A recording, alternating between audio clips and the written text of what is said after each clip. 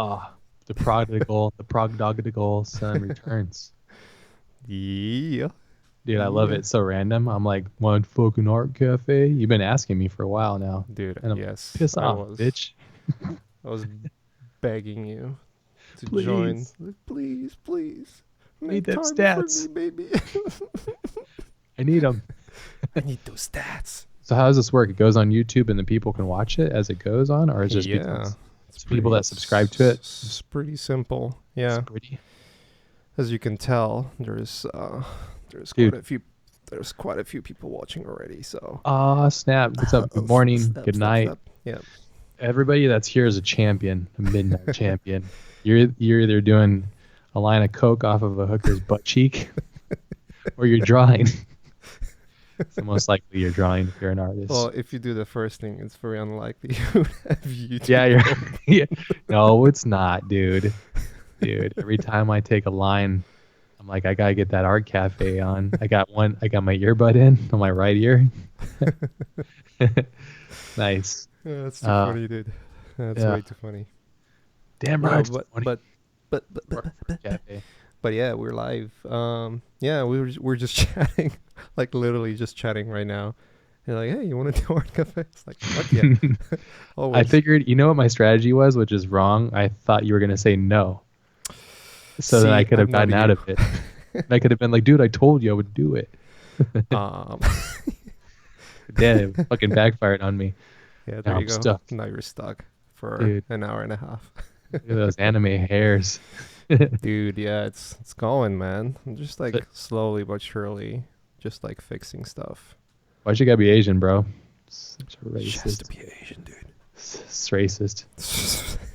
Nah, she's not Asian. She looks kind of Swahili. A little It's Swahili. Swahili. Dude, that tune shader. Bro, nudies. Yeah, Busting out the nudies. Give me full frontal. full frontal. Oh man. Oh Full frontal, no. dude.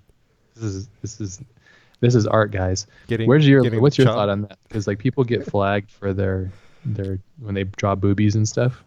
This is And digital boobies, and you cannot see nipples, so we're good. so And that's most people gonna just listen to it anyways. okay. I, Yeah. sorry.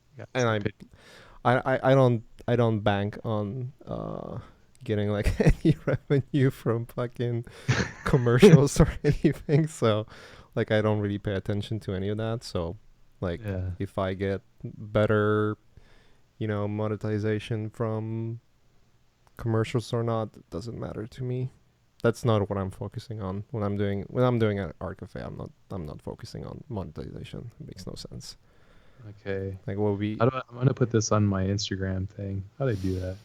Yeah, I gotta figure it out, dude. I saw uh Aton, like he's just like completely destroying the Instagram game right now, like doing AMAs and like a swipe up, that kind of stuff.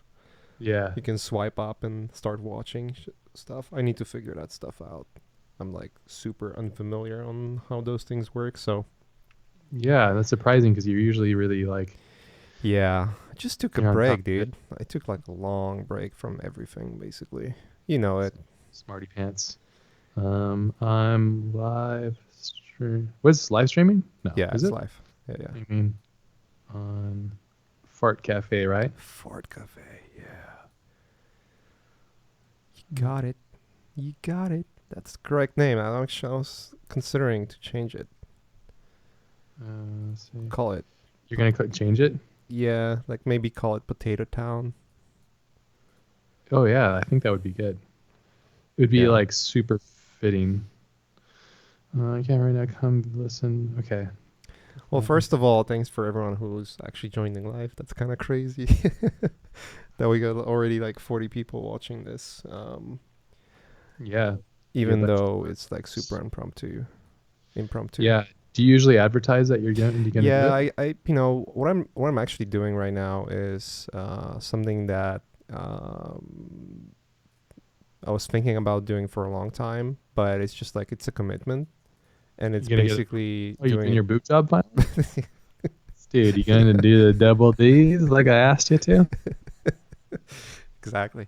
Poppy Um, tells you. I said, but Poppy. just generally, um, I want to try to do it regularly instead of just like whenever I feel like having a guest or something.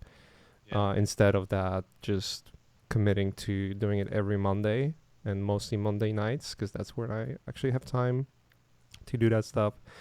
And if I can get a guest, that's awesome. If not, then I'll try to just do it myself, you know. But just like see if I can get into that, consistency rhythm. And like we are talking all the time, and you might have probably noticed that there's like quite a few commitments I took upon myself to actually, do stuff without dropping it like a week or two after, Yeah.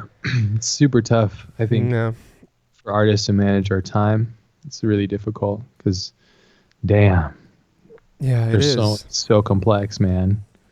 There's so much to it. And I was just thinking about this before we went live. I was thinking Mm-hmm. like, man, why don't I draw more Lost Boys stuff? And I was thinking, man, the other is like CGI is so much more fun sometimes than trying. And I was thinking like, man, like I was thinking about like my art heroes. One of them I was thinking about today was Frank Miller. And I Mm-hmm. was thinking, man, that guy shredded hard for so long. Yeah. But I was thinking like, yeah, but Frank Miller didn't have all these like computer art when Frank Miller was crushing. Like computer art was a joke, you know. Yeah. Yeah. Yeah. It was like Life was much more simple for sure. I don't know if life was. I think digital art was much more Yeah. simple because this is pre Digital Craig life, let's Mullins. put it this way. Yeah, and there was digital art, and then there was Craig Mullins, who was like the coming of Christ. It was a baby Jesus, art Jesus, and he was like, "Oh, guys, you guys like to do art on computers? Oh, that's nice. Check this out." And like, everybody's all, Yeah, "Ah." hold my beer. "Yeah, hold my beer, bitch." Yeah, yeah. World, how about hey, art world? And so I was thinking to myself, like, because I was like, man, well, why? What's the resistance? And I was just thinking, like, man, making CGI art is sometimes it's really challenging, but it's so rewarding. Like, look what you're Can be, doing. yeah. You're like making an anime, you know, Yeah. Yeah, pretty kind of. It's It's a kind manime. of. Oh, manime. Yeah. Manime. Yeah. Kind of. It's. Why aren't you I'm. using Cinema 4D? This is just fucking whack, dude. I'm just joking. Using Maxi Yeah, it's Maxi pads? Max. I'm actually, like getting super curious about Houdini. Like all the things that I've done in Houdini so far. I've maybe spent 3 or 4 hours, maybe 4 hours, just to be like more generous. It's been amazing so far. Like Houdini I, is freaking jammy jams, dude. It's so good, dude. it's It's insane. insane. Yeah, Yeah, it's the program of the future. It really is.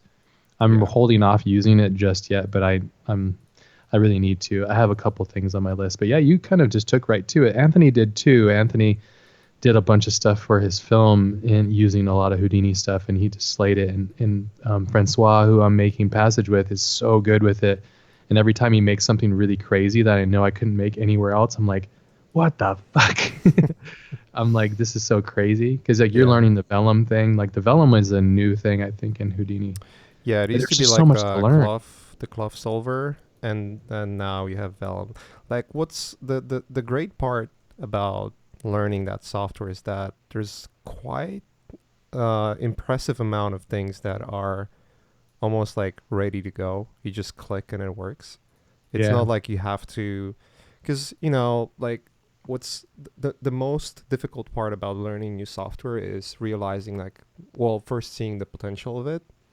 Like you see how much amazing stuff can be done all at once, right? And then you see the menus, and then you see like with Houdini specifically, like how people are actually coding their own tools inside the software, and that becomes very quickly overwhelming because what you're seeing is like the advanced. It's like if you want to get into, let's say, car racing, right? And then the first thing, your first benchmark becomes Ken Block. Yeah, baby. It's like, it's gonna be freaking difficult to get into it properly Yeah. if that's your benchmark and you want to do that like right away. That's gonna be extremely difficult and discouraging. Yep. versus, when you actually just start with very basics and, pick up a goal, like pick up something that you want to do inside a software that it's going to be great for doing that, and then watch tutorial or two to figure out actually how to do it. And that's what Yeah. I started doing with Houdini, and I was You got the surprised. Intagma thing, right? I did that, but the stuff that they have is like more complex. What Yeah. they do is more complex. I actually tried, like, I've learned a few things from the videos I've watched that they have on Patreon. It's pretty good. It's like really Shout good out to the material. Intagma homies. It's not as good I I as I'm I Adam met. Swab's classes, though. Oh, damn little Learn Squared. Why don't you pull that up on your screen? Freaking. No, I'm joking. No, I met Moritz, who is one of the guys at Intagma. I met him. We did a talk together. Not the same talk, Hmm. but we did a talk on the same stage, and he's super nice. Such a cool dude. So Right. smart, man. But I've heard that too, and I've watched a couple of their tutorials. They're so good, but yeah, they're really advanced, and they're easy to kind of be off-putting if you are new to it. But I don't blame them. I mean, I spoke to him a lot about that when I was out there because, when we were doing Learn Squared, it's so difficult to find that line of, you know, how to make things interesting and then how to teach Yeah. things. Dude, you're making hairs by vertices. Why don't you shoot yourself in the face? This looks horrible. uh, Why? Why? Why? Why? I mean, Why? it's probably the best way. It's the best I way. don't know if it's the best way to do it. Yeah. Like with those things, I'm kind of experimenting, and I don't really know if it's right or not. People cannot see the render screen, but I can see that if I have too many of those overlapping Yeah. polygons, and that would be a case, and I have like, because I've started like optimizing, so I have like a lot of those sort of like hair cards going Hmm. down. And I've never done this shit, so it's always good to learn this, because as you're doing it, you're actually learning like what you're doing wrong by making mistakes. Yeah.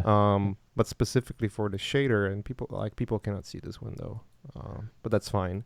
But I can express it specifically for the shader. The less cut lines I have, and yet enough cut lines to have like good ending shapes, and like the flow of hair, as long Yeah. as that is working well, then it works well in the shader. And you can see like it actually creates like a very interesting outline and very Yeah. few overlaps, and then the line art is not too busy and too messy.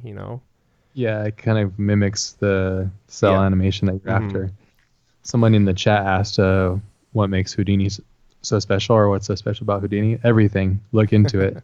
Investigate. No, it's literally the future program. I always say that. It's not. I think it's really amazing, but it's also it's not a program where you can do everything only. I think Francois and I are talking about it today. I think a really powerful combination is Houdini and After Effects in the right formation, and then you Mm-hmm. can have some of the most insane shit ever. Not After Effects in the sense where like you're doing like a bunch of like renders or like not like you're doing a bunch of sim in After Effects. You do all the sim in Houdini because it's so powerful, but it's just a programming it of it. It's very clean, and the node-based system of it. I've only spent a little bit of time in it, and the little bit of time I have has been incredible.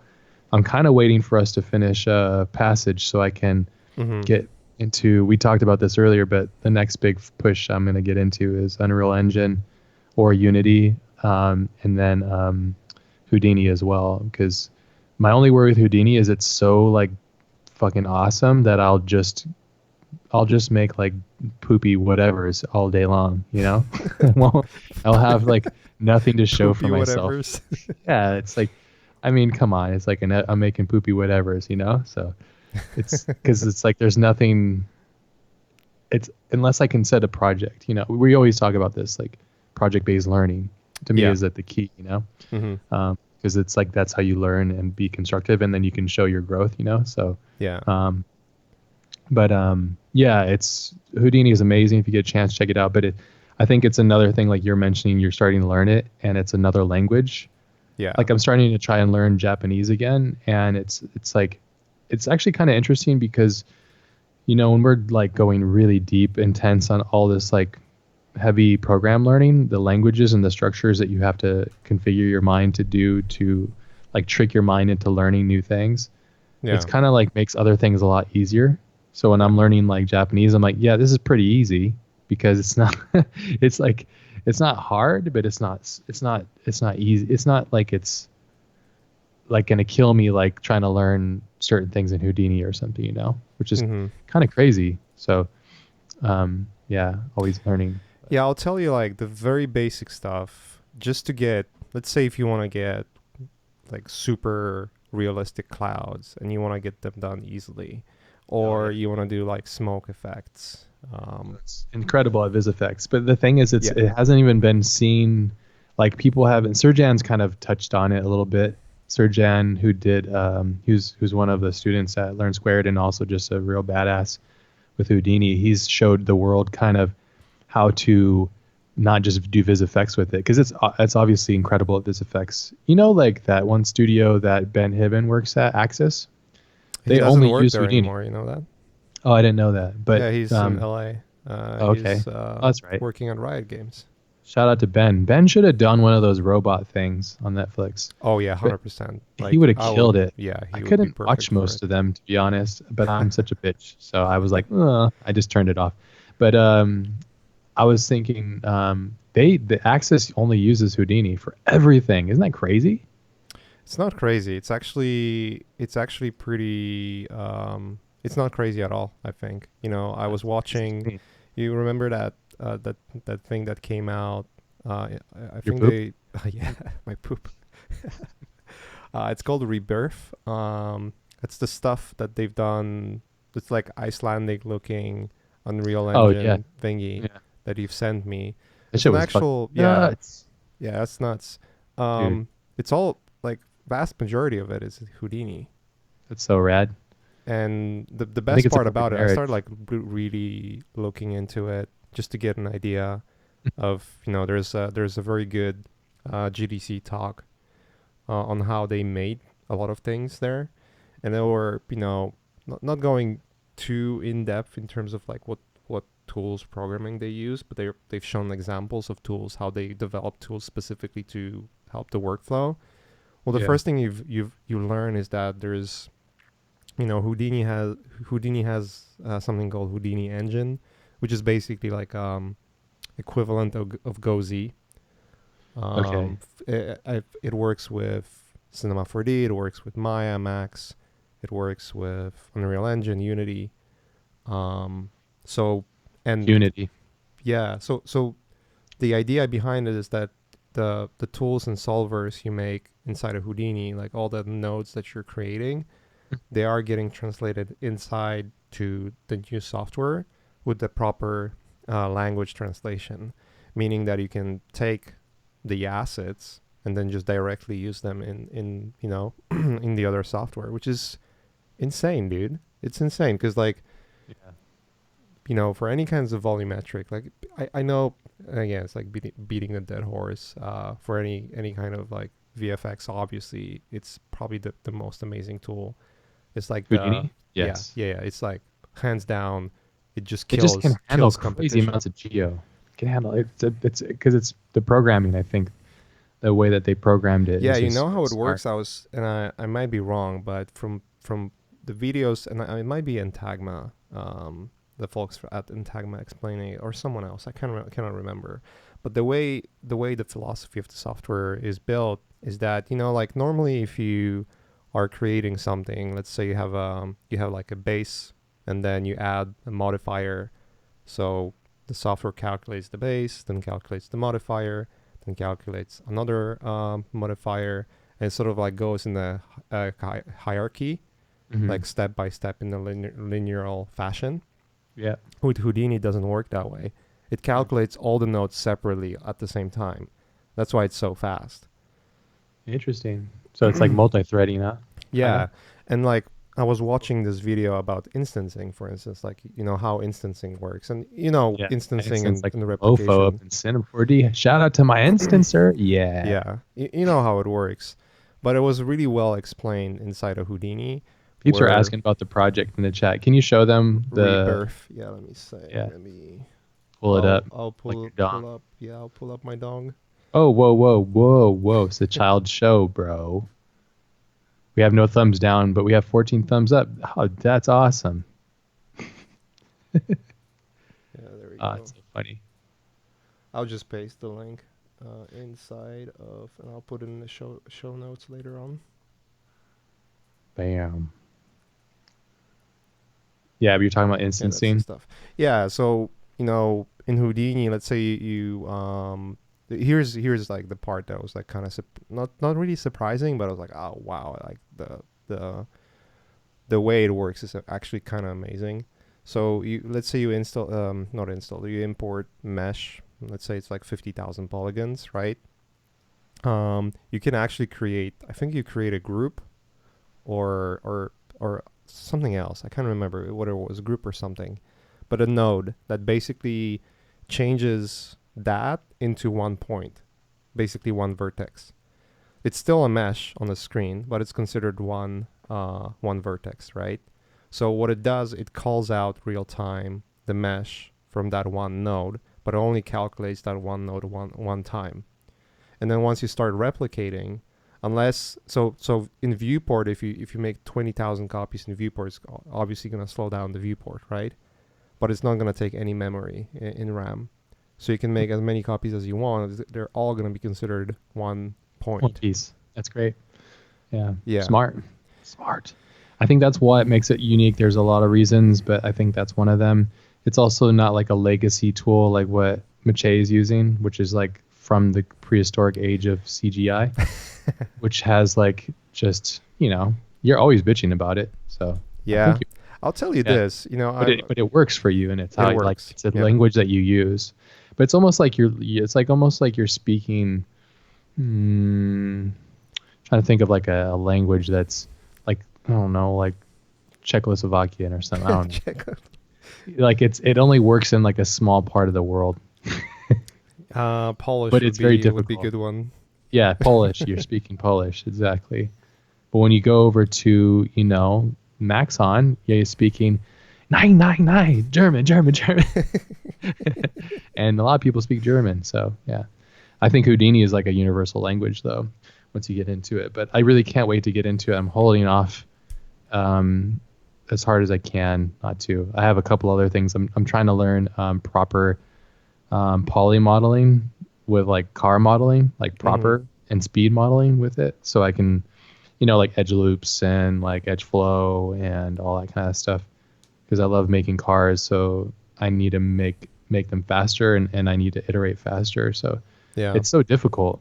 It's such a pain in the butt to really test that, but it looks pretty good. Yeah, it can be pain. I'll tell you, like from what I see, I start to believe that the way I think I'll be progressing with what I learn with software and whatnot is I'll probably have like two or three software choices that I'll use for different things. Ideally, it would be great to have one package that you use for everything. Like I guess Cinema 4D is really great when it comes to that. Yeah, it's Max is super solid when it comes to that too. Even though it's yeah, like there's so much legacy shit that yeah. that comes down with it. So much content's made in Max. So much But content. holy hell, dude! Like Blender's, the tools people develop for Blender, Yeah, peeps are talking. People are asking it's about it. it's You got it insane. really into Blender, didn't you? I didn't. I haven't touched Blender yet. I'm holding off. I would say at the moment it's probably the strongest modeling software. It's crazy. Wow. It's just Better than eats. like what you can get out of like Fusion. Oh yeah, I mean, well, Fusion has a different philosophy, right? So Yeah. you're gonna have completely different workflows when it comes to Fusion. But if you combine Blender and then you buy those few plugins that are basically what make the modeling tools so awesome, which would be like Box Cutter, I think it's Mesh Machine Hmm. and Hard Ops, and there's like a decal machine or something like that. Wow. There's quite a few, but like I think Hard Ops, Mesh Machine, and Box Cutter, specifically Box Cutter, Is it like a all of Boolean them. operation or something? Yeah, but it's so insane, dude. It just I don't know. Explain it. It's like doing booleans, but all everything you do you can preserve. Like all the shapes you're doing can be preserved, and then you can just modify them later on if you want to. So you can move booleans around and they're like updating live. Um, and yeah, it's kind of crazy. It's super crazy. There's like a new release that I saw that has like a bunch of new features. It's That bizarre that it's free. well, the add-on is like $30 or something, so you have to pay for it. But yeah, the software itself is free. And here's a great part about software itself. I'm gonna give all the props to Blender because I obviously I'm sticking to Max for now. It's pretty obvious why. It's just like I know the software so well. It will be with my busy life. It's just too difficult for me to switch. Yeah, With all the projects I have you going went pretty on. balls deep into it though. Not balls deep, but enough to understand why people are so obsessed about it. You know? Yeah, people went fucking bananas about the Eve thing. It's pretty funny. Somebody, douchebag the saint, said, I'm doing concept art in 3D Max at this very moment with Octane as a plugin, and I'm from Poland too, but I live in Germany. What the fuck? That's so awesome. This show is made for you. It's like a tailor-made suit for your Polish body. There you go. That is pretty wild. That's That's a funny. wild Um, thing. but Yeah. I'll tell you this: if I was starting as an artist, I would see no reason to buy any of the software, but just dive right into Blender. It Blender. has Yeah. everything, dude. There's a lot of people I know out there that crush it with Blender. The guy that directed Shazam, he was doing a bunch of these little short horror films that got really famous on. Oh It's yeah, called I know Lights what you Out. mean. Yeah. That guy, Yeah, the but he guy. did all his vis effects and everything using Blender. Yeah, you can do it. It's awesome. It's pretty It's crazy. pretty Yeah, crazy. I think Yes. he did Blender and like the render inside of Blender or something. I don't know. It was for me. It was like that was really bizarre. I think the thing is like when you randomly fall upon a program that you're going to use, it's kind of like you fell into a country, you know, Mm. and you're like, well, I'm in Japan, so I'm gonna speak Japanese. And then when you go to America, you're like, I don't want to speak American, you know, like I don't want to speak English, you know, because I spent my whole life learning this. But I think it's a good trait to have to constantly be learning new things and trying new things. Well, the thing You learn about it. things pretty fast, and you try a lot of things way more than I do. I'm usually just trying to perfect my abilities within the little programs that I What are do. you talking about, dude? What? I'm learning fast compared to you. You're fucking crazy, dude. I I think you're constantly see you constantly picking trying up new stuff. shit. It's like, oh, Yeah. I gotta go into photography, and like a week later, fucking award winning. Like I'm surprised you're not working for National Geographic just yet. Ah, thanks, buddy. Appreciate it. Yeah. I Um, really it's his passion though, you I know. Just know, put the I passion know, but stuff. it's funny. I think Um, that I wish I was. I think that whole era is dead, unfortunately. Like one of my secret loves and like a fucking deep passion that I wish I could live out. I don't know if it's possible, but it would be to be like a photographer that would travel around. But I think photography, because of the rise of the cell phone and all that stuff, as great as it is, I think it killed off that part oh yeah, of 100% the form. for sure it did. Unfortunately, fucking people, fucking iPhone with your shit selfies filling up the fucking internet. Fucking hate selfies. You talk like Damn, you send me damn, selfies every fucking night. What are you talking about? dude. I mean, it's bedtime. It's bed night kisses. That's not selfies. Those are bed night kisses. Dude, like a little FFD action, dude. Yeah, Get it, work it. get You're the it, get first it. person to teach me about that, and then I was like, oh, I have to get Max for this, and then I found it No, in I like Cinema, and I all the was like, fuck yeah. that Cinema shit. has it too. Yeah. Yeah, I've been slowly realizing because I've been watching tutorials from people on Max, or yeah, because there's a lot of unique tutorials specifically on things for car modeling from Max Hmm. people. It's kind of a common thing to model stuff in Max, especially hard surface stuff. And but then I'm watching them and I'm trying to mimic it in Cinema 4D, and then I just kind of figure it out and I go, oh, okay, this is the tool for that, and that's the tool for It's that. So lattice, right? Or lettuce, yeah, it's lettuce. Yeah, lettuce. you get it when you go to Chipotle with Andrew. You get Yeah, a lettuce on exactly. this. So Um, but yeah, coming back to Blender, dude, it has everything, like literally everything. It has particles. It has. I was surprised how good sculpting in Blender is. It's like earlier version of ZBrush, but just yeah, considering you can you can free. sculpt and then change a tab Like you literally just change like one of those tabs I have here. You just change a tab and then continue modeling. That's Like cool. slap some booleans and then you switch a tab and then start sculpt again. It's Mm. kind of insane that you don't have to like export anything and it's all in one. Then Eevee is it's basically like That was Unreal called Engine. Evie or Eve. I think it's called Eevee. And Evie. it's basically like the Unreal. Unreal Engine. Yeah, yeah. Yeah. It's Yeah. not ray tracer. Oh, okay. Yeah, because I was looking at it and I was like, oh, it looks pretty cool. But yeah, it looks Yeah, like it's it's a game engine. plasticky. Vaughn is really into Blender. That was on my list of things to learn, which is gonna take his on a Gumroad because he's got a really good Gumroad. Mm-hmm. Plus, Vaughn he's a cool dude. Yeah, he's So a cool dude. Here's my shout my out to only Vaughn. my only pet peeve with Blender is that well it's not really something that is bad about it. It tells you you can take it for whatever you want it. It's very customizable. Like you can customize pretty much everything in the software. You can basically make it look like it's not Blender at all. Which is great because you can just craft the whole UI experience towards yourself. It's going to take you a lot of time, Yeah, but it's going to be your experience, right? It's going to be sure. like your software. The problem is if you take Vaughn's lessons on Blender and then you decide like, you know what, I want to learn a little bit from Jama, then you have to start over in Yeah, most I cases. fucking hate that, dude. Yeah, because you're just kind of screwed. Yeah, Yeah. that's a bummer. When you told me that, I was like, yeah. And when I put it on the list of things I wanted to learn, like Houdini came way before it because I felt like I would get more out of my. Because all it is you're just trying to get the shit out of your head. Yeah. That's all we're doing.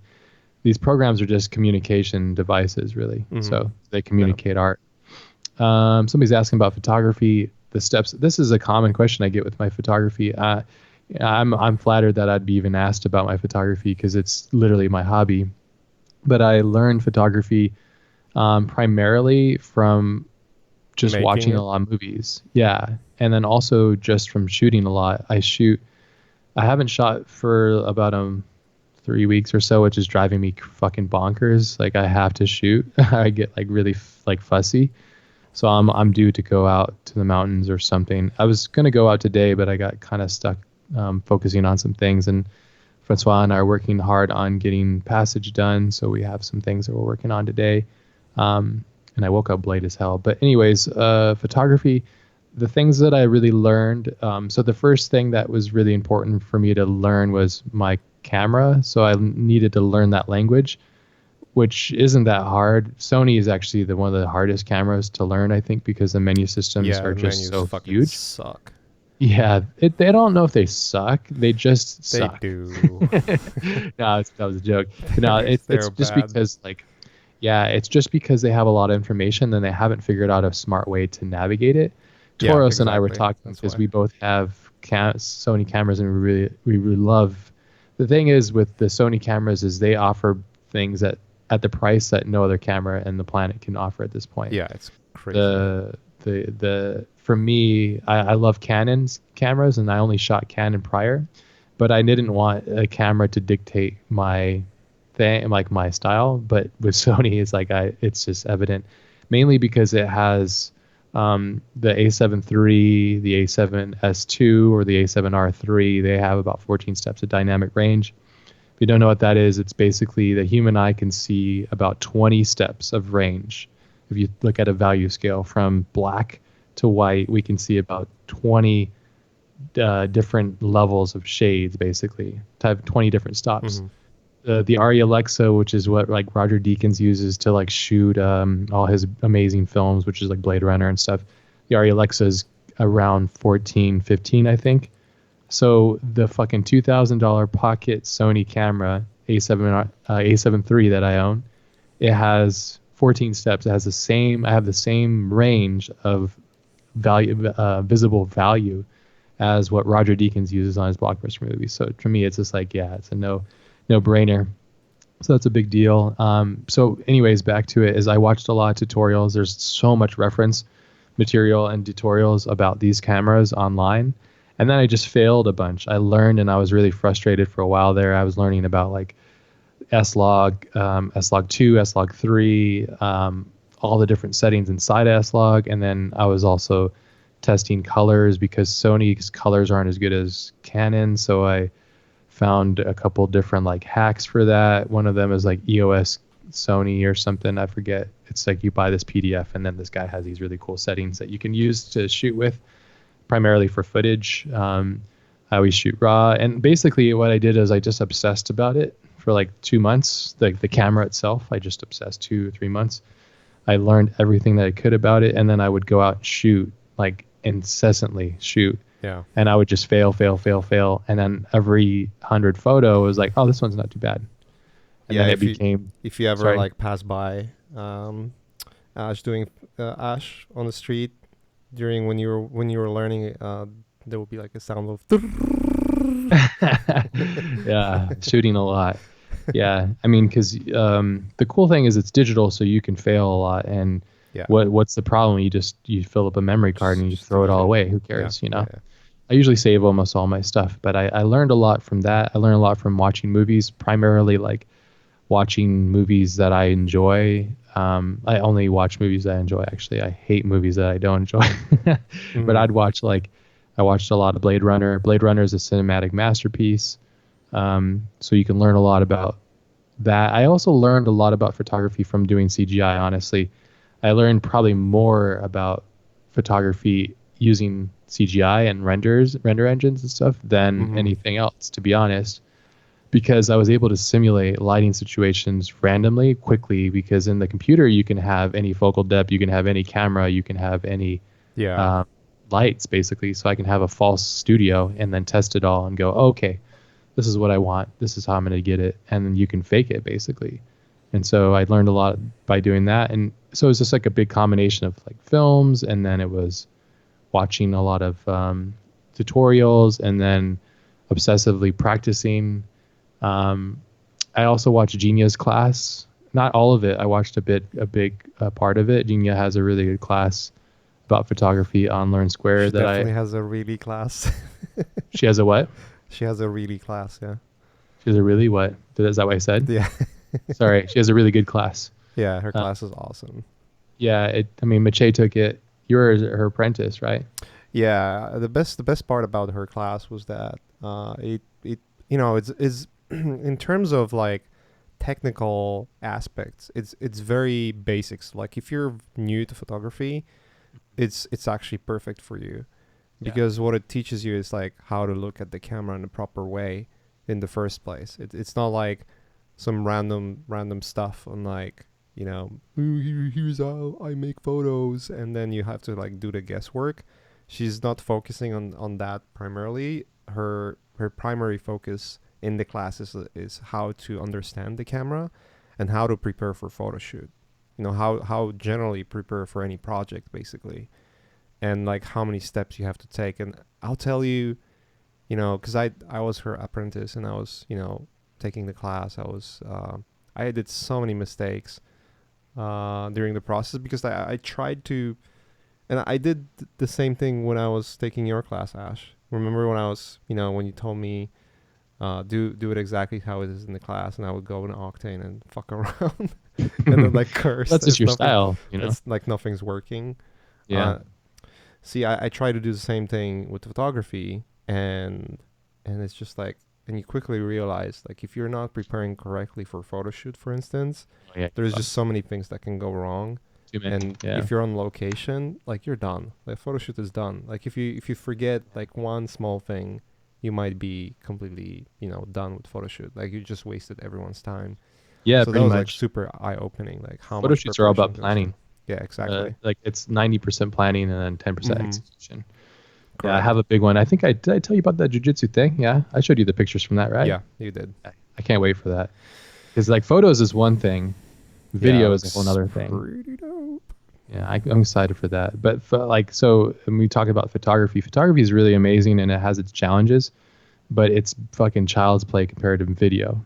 And so I eventually want to be able to shoot all my own movies, because I love working with people, but at the same time I hate having to ask for favors or like deal with like, hey, can you do this, or like because oftentimes they don't have a budget, you know, as much as I love collaborating, and I always ask friends if they want to collaborate. If not, but if I also really, you know, it's almost like communication. You know, I never understood a director that didn't know how to operate a camera. It didn't make sense to me, because Wait, it's there are like the way you directors like that? communicate. There's dude, almost all of them are like that. What the? Yeah, man, it's very rare. That's crazy. I mean, it's rare to have like guys like Fincher and stuff who like know vis effects pipelines and stuff, or Cameron and stuff, because those guys are so hands on. I get like not understanding the vis effect, the vis effects. I Sure. get like that. I can understand. That's But often like too. not being director and not knowing how camera works, that's crazy talk, dude. Yeah, yeah, it is, and that's why they're you know, and I don't necessarily think that all directors need to know that. It's just something for me, because I like to be able to talk to my DOP, or me be the DOP and go, okay, well, you know, move the light back here, or can you step this way? And but yeah, I'm starting to slowly move all my efforts towards more videography, which is very difficult, and it's like it's unassumingly difficult. Like you wouldn't think it would be so challenging until you actually shoot footage and you're like, wow, this looks like a pile of shit. You're like, I thought I was going to do good, but this is garbage. Like you're in you the know? flow, everything's working. Like fuck Yeah. yeah, it's gonna be so rad. Then you open the Yeah. files, like what is this? Yeah, basically. And it was actually kind of eye-opening, but yeah, I don't know. So that's how I learned. It's a far way around, but it's the way that I learn is just like Mache, I think we learn kind of similarly. It's like you go full balls out obsessive, and then you just learn everything you can, and then you just like tell your family to fuck off, and then you disappear for like a year. Yeah. You tell everybody to get away from you, and then you basically obsess, and then you just It's very difficult. it's super it's nearly impossible. It's not even possible really. But and then the software crashes, and like you get the blue screens or whatever. Like something happens, and you get like all fucking frustrated throwing shit. Everyone's yeah. just like scared, like I gotta get a restraining order. Yeah. Oh yeah, dude. It's horrible. Yeah, I have temper tantrums too. I feel bad for Francois when we're working on Passage. There's moments where I'm just like, what the fucking hell, man? I go so ballistic because things just like every step of the process is just fucking challenging. It's so challenging. They're all super hard. So it's you have to, at the end of the day, you have to love it, and you have to really you have to really have your eyes on what it is that you're trying to do. And so for me with my photography was all about learning how there's so many benefits. And I would suggest everybody, if you're going to get in CGI, I would suggest you need to be a photographer as well. It helps you so much. It helps you see the light, the world, you know, it helps you see things so much better, because then when you go into the computer, you can really go, oh, that's not how light works, you know, or this doesn't make sense. I mean, that's if you're trying to achieve photorealism, which is oftentimes what most of us are doing when we're in CGI.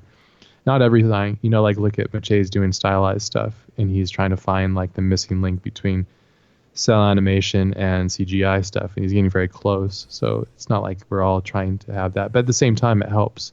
And photography is like a really easy way to get into it, and you don't need to have all these expensive cameras and expensive things. I'd say if you were ever to get into it, you can literally just start with like a simple Canon camera and like a 35 or 50 mil lens, and then just go around. And you can do it with your fucking iPhone if you wanted to. Yeah, you can do it with your iPhone. I hate taking photos with my iPhone, to be honest. I feel like such a douche. I'm not saying I love it. I'm just saying like no, you can though. You can learn a lot. It's an option. Yeah, and there's actually some pretty good apps on the iPhone that will allow you to change the focal lengths and stuff, which are kind of cool. Mm-hmm. So you can kind of cheat it. So if that's your only option, then go for that as well. My friend Zach, he was using his phone quite a bit to get into like photography, because obviously he couldn't afford an expensive DSLR, which is oftentimes most of us can't. But yeah, I mean, it's a great option if you need it. I'm just saying, for me personally, I hate using it because like if you, it takes bad photos. Yeah, I don't care. I mean, yeah, it takes okay photos, and that's about as much as it'll. Compared to like Well, what you can camera. do, yeah, to the camera, of course, 100%. And that's my conundrum. But at the same time, it's the most convenient camera, But because if it's you the would one that's compare right it to a there. camera from like 10 years, like 15 years ago, you would be like, oh yeah, iPhone all day. Yeah, it's actually probably better than most cameras back then. Yeah. The technology's that good. It's actually really good. I'm just talking shit, but it's more or less just like my gripe with having like my gripe with the phone as a camera. It's not a substitute. There's a movie called Tangerine. I never watched it, but it was shot entirely on an iPhone, and it looks like somewhat decent. They graded the fuck out of it though, but the footage is pretty gnarly. But I think they used like 6 iPhone 6s or 7s or whatever when they came out with like the 4K res or whatever for Hmm. the iPhone. But I mean, at the end of the day, And they're now not you trying to can make. like mount lenses on it Mhm. as well. So it's like, Yeah, you yeah, can there's cheat it, tricks. Yeah, you cheat it. and you can do like offload like data so that you can get more like bits and shit out of the Hmm. data. So Yeah. yeah, so there's some stuff. So it's like Uh, technically iPhone with some extra help.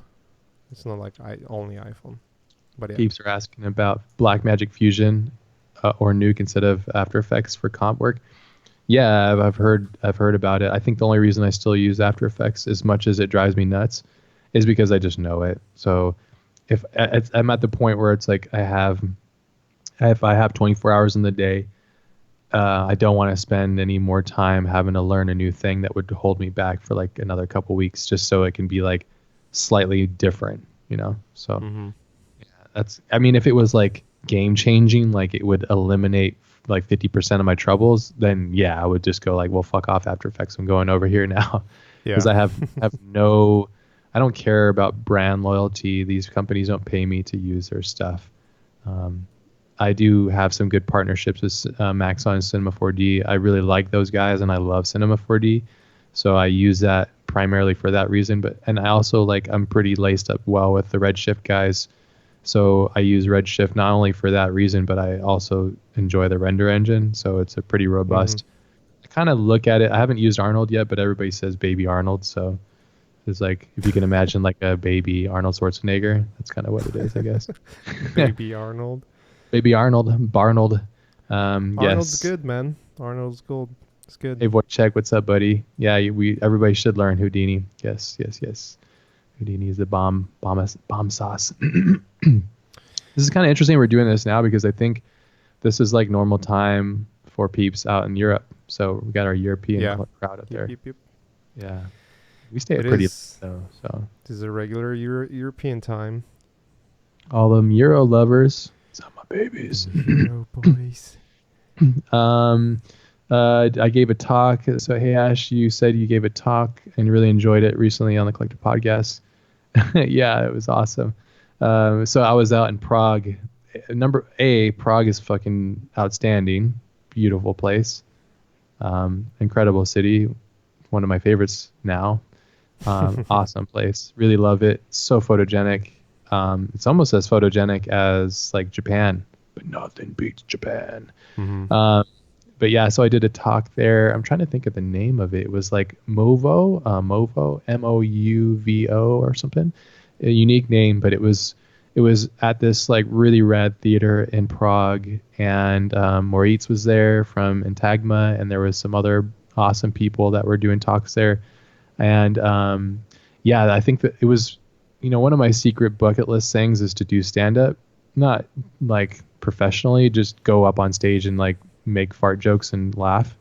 I don't know. And so I got a chance, like when I do these Is speaking it events. though?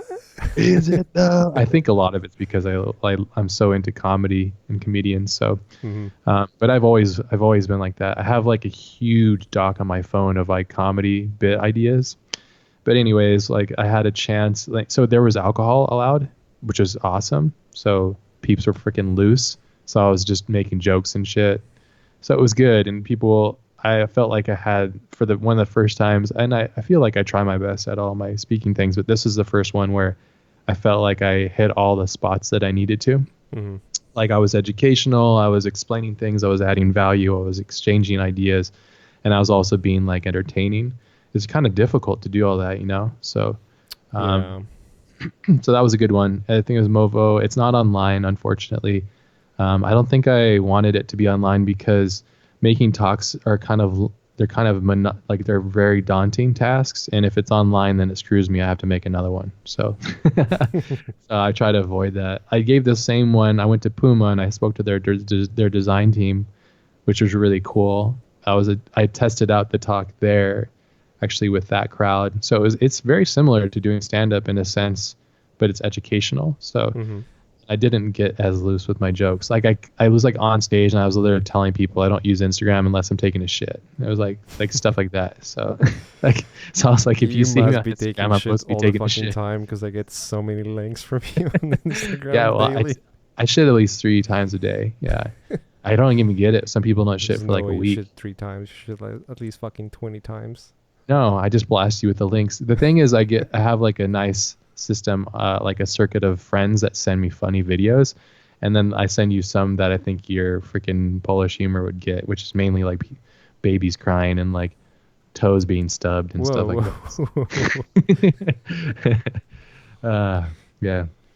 So yeah, that was the talk. The talk was awesome, super good. Shout out to the entire people there. I really loved it. People were awesome. And I'm doing a talk. I'm going out to Austria next. I got Austria, and then I'm going to Japan. You're flying all over the fucking place. Yeah, I would be doing a lot more. Thankfully, and I'm so blessed, I get asked to do these a lot. Like I could probably travel twice a month, maybe once a month or so. So 12 times out of the year. But it's just so disruptive to my life. So, and I don't like you can make a living out of that for sure. Yeah, kind of. You could easily. It's most of the speaking event places, they don't pay. You would just have to be more of a like a motivational speaker.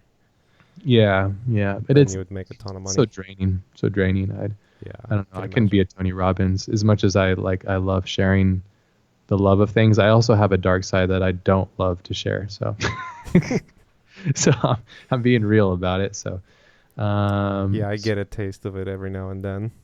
Yeah, of course. I like to. Well, you're like one of the friends of mine that you're such a, you're such an asshole. I'm trying to figure out the way to put it, but you could be such an asshole. I'll show you like this thing. Like, wow, look at this thing. You're like, ooh, looks like butthole. Like you'll just say that. It's like, thanks, dude. Fucking asshole. Damn, I'm working hard on this thing, but I think sometimes you're just sensitive, bro. Yeah, mega sensy. Don't mess around with my stuff. Peeps talking about the Ken Block experience. Oh man, it was let's talk about that, because I was like, when I heard you were doing that, I was like, no way.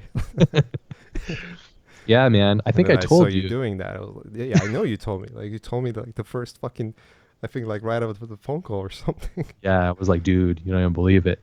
Well, I think the whole time. So I think this, if you guys take anything from this talk, it's to like follow your dreams. Sounds so cheesy, but it's so true. I think if you're familiar with my work, you know that I cheese balls for sure. Cheese McCheese balls, but it's true. If you follow my work, you know that I'm really into cars. I own an NSX first gen. It's supercharged. It's awesome. I love cars. Cars are awesome. So like the thing that motivates me a lot. It's like what made me successful as an artist, because I had to pay for car shit. If I didn't have cars, I'd probably just be some like guy doing portraits. I don't know what's going on. So I don't know. But I had to be motivated to make a living and be a business person because of cars.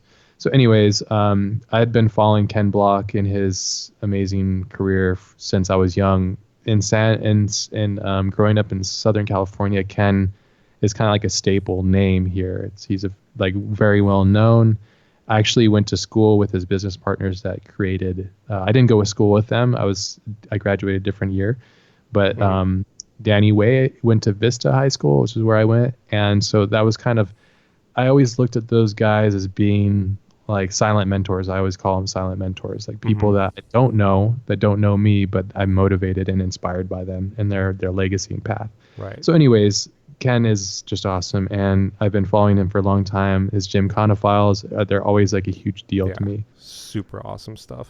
They're just crazy. They're just super fucking bonkers. If you haven't watched them, what's the first one you saw? Like ever saw? I've watched the first one. Yeah, like I just knew who he was and what he was doing, and I was also really into cars, and like I was really into Subarus. This is when he did he was going crazy with the Segway, and then there was like he was in the Hawkeye Subaru, like the '08 no '08 no '06 Subaru. I can't remember which one. It was a Hawkeye. But anyways, so yeah, I've been very aware of what he was doing for a long time.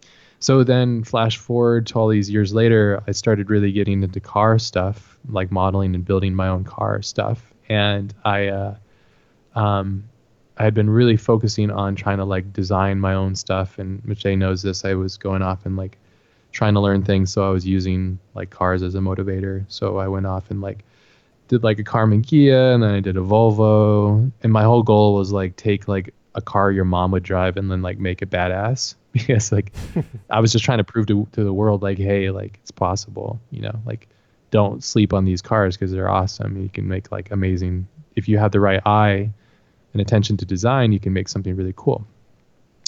But the whole time secretly I was like, man, I really want to, I hope Ken Block sees this. I was just an idiot, you know. But I was just like, I hope Ken sees it, or one of those people sees it and would be like, let's hire this guy to design the next car, blah blah blah. But that never happened. Rightfully so, because Ken is one of the most busy people. He's probably the busiest person I know. I'll text him one day, he's in China. 24 hours later, he's in Texas. I'm like, what the hell are you? What the fuck, bro? And he's racing around and doing stuff. Like he's literally like a legitimately busy person. I know Kanye too, so I guess Kanye is a really busy guy too. Different busy people.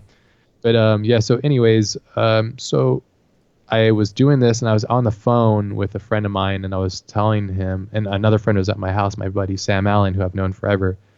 I was on the phone with my friend and I said, you know, the goal of this is that Ken's going to see this and then you'll hire, blah, blah, blah. I said that on the phone. And then when I hung up the phone, my friend Sam's like, hey, you know Ken's like rep and his partner, like his peeps. I can introduce you. And I was like, well, what the hell? You know, please. So anyways, long story short, I got introduced to Ken via email. And Ken and I, he just, you know, I mean, I don't blame him. There's a lot of people probably asking him to help for, or whatever, you know. People solicit like all crazy to these celebrities, you know. Yeah. So he asked me, what do you want to do? And I just outright told him, I want to design all your cars. I want to do that. That's like a dream thing for me. He's like, oh, that sounds cool. I think he was, but the cool thing is, like the really great thing is that I had a resume to show him. The resume was my work. Yeah. I never designed anything for cars, for people. I never made one real. He thought a lot of my renders were real. He was like, whoa, who built that car? I was like, no, that's fake, man. I mean, it's not fake. It's just CGI. So I had him there, and I said, you know, I proposed to him. I said, hey, this, like, I really want to design it because, like, think about the power that this offers you. It's not a drawing. It's a real thing. It looks real. So you can go, before it's made, you can go to, like, your sponsors and people and go, look at this thing, you know? Like, it's not a drawing. Like, how powerful is this? So, because I know he's a business person as well, so I understood that aspect of it. Mm-hmm. And so, yeah, he was like, okay, cool. And he was like, what did you have in mind? And I basically looked through all the Ford cars because he's a Ford driver. And I picked out all the list of cars that I really thought would be great. One of them was the truck. This is before I knew that they had made the truck. And I was like, dude, let's do a freaking F-150, like an old school one. And he was like, oh, we already did that. I'm like, fuck, dude. But at least I knew that then he knew too that I was on the right page. But anyways, he was like, I'm going to do this like World Kazi tour. This is the car. I'm really interested in doing this. Would you be interested in designing this? And I was like, yeah, let's do it. So then flash forward like 3 or 4 months of work. I couldn't do it myself. There was so many levels of details. This was like one of the most insane models that I'd ever like been a part of. And I'm still learning poly modeling with proper stuff. So I had my buddy Billy Chitkin, who's awesome. Billy really helped me out with modeling and getting the models. I got all the basic ideas and everything approved, and I did everything with Ken and stuff, but needed help with like just refining it. Yeah. And my buddy Leo, who's a student of Learn Squared too, and an awesome guy and a friend of mine, and he's just an awesome talent. And he always helps me out too. He's helped me out with a lot of my other car stuff. We just love working together, so we have a lot of fun. So he helped out with the grueling process of UVing that thing and helping put the livery on there, which was a total fucking kick in the nuts. So it was a team effort. It took the three of us a lot of hours, a lot of work. Billy like modeled the inside of the car, like a big part of it, which is insane. Like he went fucking full bananas on it. So that was really awesome. It was also, I was very busy. I think I was in the middle of like, I can't talk about the projects, but I was in the middle of very difficult projects. So yeah, so flash forward, the design's done. Ken was fucking stoked. Like he was legitimately stoked. And that was awesome. To like make a hero of yours stoked on your work. It's just Yeah. like better than that. You know, so I was really pumped. And Ken is one of the most graceful, not graceful, he's like grateful and also sharing successful people I've ever met. That's a rare trait, in my opinion. I don't really encounter that a You lot, mean but that they credit and share he success with credited me like others? crazy. Yeah, Yeah, like on I his IG saw. stuff. Yeah, he's got like 5 million followers. I mean, he doesn't have to do that, you know, but he was so kind and so generous. And, you know, it's a very smart move on his behalf because it makes me loyal to him and what he's doing and wanting to be a part of what he does because you know, anytime, like I've encountered this a lot in like the movie industry where people are so shitty, you know, they don't want to like Yeah. use the work or share the work, and they're just really fucking horrible people. And so it was a breath of fresh air with Ken. So that was amazing. And so yeah, so Ken was like, "Oh, we want to do an episode of on our YouTube channel with you in it." And I was like, "This is awesome." I was like, "This is great." I wasn't expecting any of this stuff, you know. So he was like, "Yeah, we want to come to your house and talk about the cars." And I was like, "Fuck, that sounds epic." And he was supposed to come to my house. He was busy. He was doing something. He couldn't make it out. So Brian came out, and Brian's awesome. So they did a whole episode where they talk about the design process. And I was a bit shy or a little nervous. Not shy. I was just a bit nervous. Yeah, but that was done. That was awesome. It was on like a YouTube channel I follow all the time, the Hoonigan channel.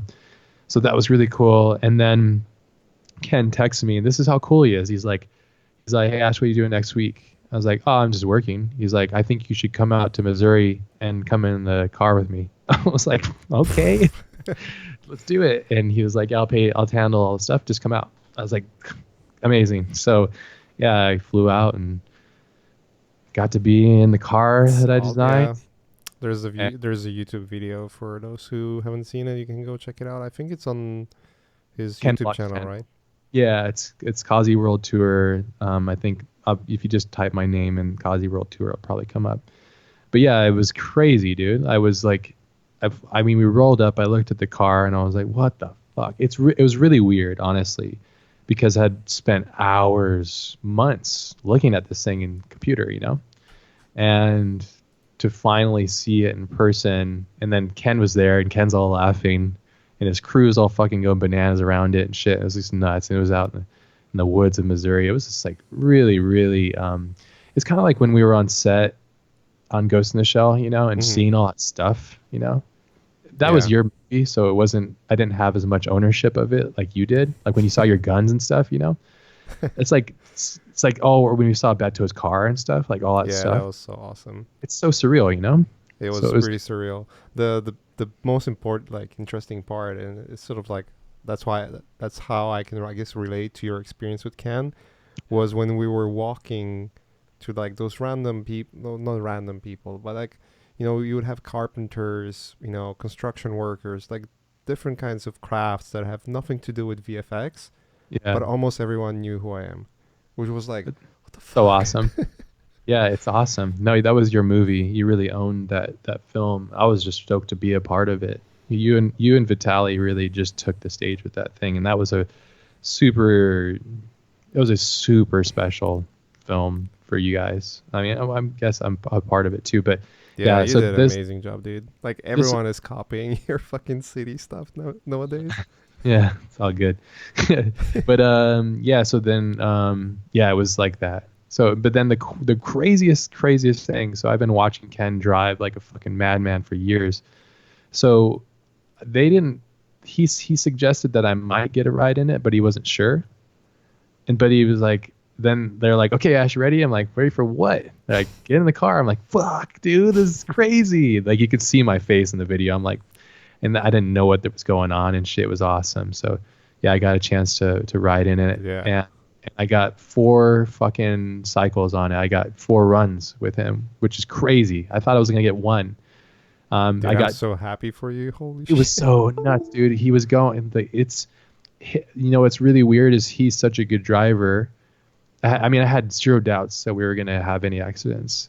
even though we're going like 90, 120-ish through like the trees and like past fucking bulldozers and shit, like there was, Yeah, it he was looks so gnarly, fast, dude. he was so smooth. Like it's crazy. Like real good drivers are super smooth. He was so smooth.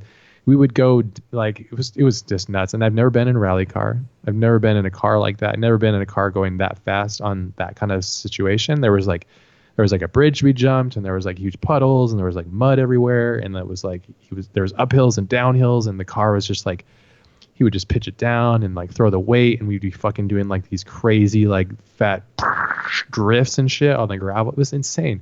It was really hard to put to words. The first run we went out there, we have a helmet, and inside the helmet is a mic and like an earpiece basically, Hmm. so you can communicate. Because I was in rally car, you always have a co-driver, Yeah. because you have to have a guy looking out for what you're doing, and he will basically, it's called recce, and basically Yeah, they give they Ken, tell you exactly exactly, when, like, because it's when impossible what. to memorize Yeah, everything, because exactly. oftentimes these things are like long courses and there's lots of stuff Hmm. going on.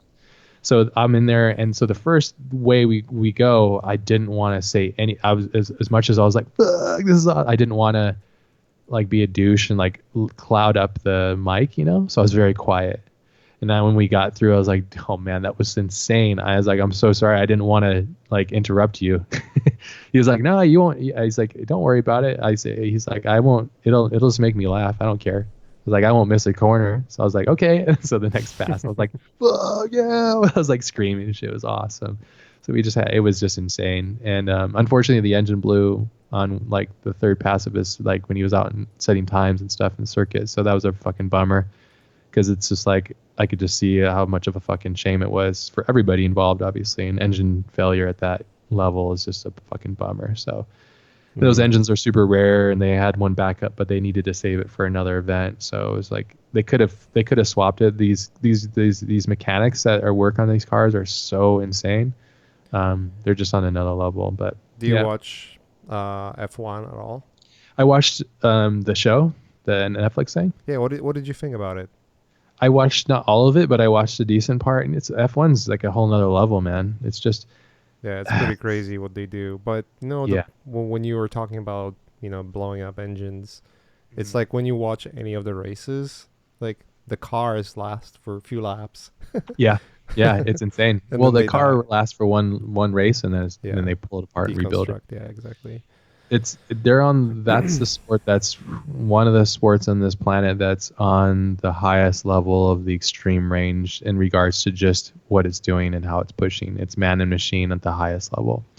It's Yeah, super, like the amount of pressure that goes on the driver when they dude. are actually doing the drive, it's Yeah. crazy. It's like piloting a fucking jet, you know? Even beyond that, Yeah, I think it's testing the human the ability forces and to everything. everything. It's just, yeah, it's so, part of me is like, man, it's too much, like part of me is like, it's just too much. Like it doesn't need to be this gnarly, but part of me is like, wow, it's such an accomplishment, Yeah. But seeing these. when you said like you didn't have any doubt that Ken would be like Mm, awesome driver, and obviously he is. Like if he would be crashing on the corner, like then he wouldn't be doing that. But it just like shows you, um, you know, if like all of us drive cars, and sometimes we feel adventurous and push the pedal, and we feel like we are the fucking drivers, but we aren't. We're chimps. Um, and then you get like a professional driver behind the wheel, and it's just like it's a night and day. The yeah, difference between an average driver and the professional driver is so huge. It's unfathomable. yeah, Unless you experience it, you don't know, right? yeah, it's on a whole nother level. It's just, yeah, when I was really paying a lot of attention actually to where his line was, how he was braking and when he was braking and how he was getting to where he was. Hmm. It was crazy. I was just taking notes a lot for myself, because I love driving fast too. And driving fast is all about driving smooth. And he was just so fucking smooth, man. Like it was crazy, but it was amazing. So that was the experience all bundled in one. And I got a chance to hang out with his kids, and his kids were fucking awesome. his daughter's name's Kira, same as mine. So that was like, and she was 8, so I That's really sweet. missed that age. Like that's a great age.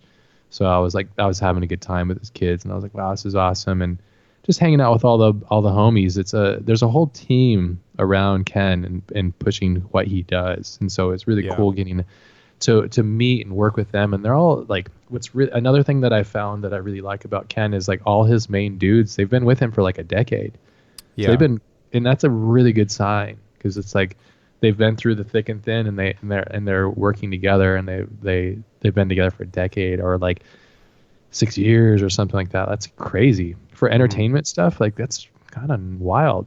So Yeah. Yeah. and it works for them. So, and I really love the Jim Conn files, and like, yeah, Ken's just a super rad dude, and he's one of my heroes. And I text him. I was just texting him like an hour ago. So like, he's really into documentaries, as same as I am. So anytime I watch a good show or a documentary, I always refer it to him because he loves those too. So Yeah. yeah, There's a bunch of good ones out there. You yeah, watched Free Solo last yeah. night. Free Was last Solo. night, right? Wow, my God, dude, man. Fucking that guy's got the fucking he's got that crazy thing. They showed it after the MRI scan. I don't want to spoil it, but yeah, it's like you should watch it if you haven't watched Free Solo. It's not like, I wouldn't say it's the best documentary, but the content and what he's doing is, I've never seen anything like that, and that's such a Unfoundable. Yeah, bummer. it's It's such a insane. bummer because I can't perceive the height. I just can't. That dude climbed that thing without a rope. Yeah. And that one like boulder pass and shit, like what the fuck? He did like The ninja karate kick, stance and like the yeah, the kick one, the boulder problem. dude. Oh, Like it doesn't. Yeah, like I don't think the movie, because it's really difficult. Like you just have to consider that they had to have the best climbers in the world to operate a camera. Don't drop it. Like the whole camera stuff. It's just like super heavy on top of like all the climbing gear you have to have. And they had to move faster than him because he was moving super fast. yeah, he did it like in like Less than 4 4 hours. hours. It's insane, dude. So they had Like to like constantly climb insane. and move like really fast. Obviously they use tools, but it's Yeah. still like it was a challenge for them because like when you watch, I watched a couple of like interviews that they had after, preparing for Oscars and everything. They did like tons of interviews and talks about like how they were preparing for it, and the challenges of recording and climbing. Like it's not only just you have to climb and catch the shot. Like they had to be outside of peripheral, and like because like any mistake anyone would make would basically could cause his death, right? Yeah. Like just think about it. Like It's you insane. distract him for whatever reason. You do like a mistake. You drop a rope that drops on him. There's like He's birds fucked. flying around. I was like, and bugs and stuff. It's like, dude, I would have been like, get off me, ah. Dude, it was insane, Um, dude. It was a really good documentary. Highly recommend watching it. Like, I had BO. I sweat so much. I had body odor. I had to put deodorant on. I sweat so much. My hands, like, it was funny because you sent me the Joe Rogan episode after. I didn't finish it, but I love Joe Rogan. His interviewing is so good. I love how he blasts all these idiots that ask the same bullshit questions. Aren't you afraid of dying? I was like, fuck, I hate when people ask those questions. Of course he's afraid of dying, you stupid idiots. Yeah, but he was putting on blast. But it was really great. And Joe was saying, it was so funny because Joe was like, my fucking hands are like getting clammy just just thinking talking. about what you Yeah, did. just thinking Yeah, about it. because Joe has a problem with heights too. I have a Because real problem with you've heights. been to Yosemite, but you've Oh never yeah, been like on the no, upper part, like any no, of those parts. Because there's no. like I've told you like I love Yosemite. offline, there was this spot. It's called I think it's called Glacier Point. There's also like a Taft Point, which is basically more of a hike, and then you like just like peek over the edge, so you actually can get all the way to the edge and look like down, Yeah. which is like I would never do that. It's just too scary. Oh man, you get Um, vertigo, man. yeah, Yeah. I got vertigo really crazy in Kauai. I was up at the top of like the crazy peak. And I don't even know how high that is, maybe 2,000 feet high. And I just it would pull me in. It was weird. My brain and my senses, like would just they were playing Mhm. tricks on me, and it was really screwing me up. I had a real hard time. Like, I had to like sit down and crawl on my butt to the edge. And even then I was like, fuck this, man. I'm getting older. I'm just not into stuff like that anymore. It's not Mhm. that I'm not into living. I just don't, Yeah. I get No, my I rocks get off you. other things, I get like you. I do jujitsu. I get pretty crazy with jujitsu. That's good enough, I guess. So, Yeah. but yeah, Free Solo was insane. I just finished this show that was really fucking good. It's called Escape at Dannemar. And I heard that from Brendan Schaub, actually. He was talking about it. He's such a dork. But yeah, that's actually a really, really good show. Really fucking good. Ben Stiller directs it. Yeah, it's so What is it called funny. again? Escape at Dannemar. Let me see. Let me find it for you. Okay. Dannemara, I think. Escape at.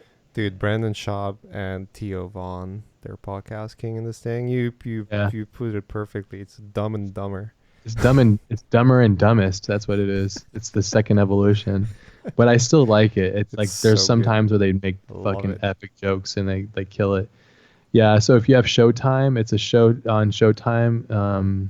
It's really good. Like, it's got an incredible cast. It's got Benicio del Toro, who's obviously like top 10 in my opinion. It's got Paul Dano, who's just out of control, super super good. I'm gonna put the link in the chat for you babies, all my babies, my Crystalia babies.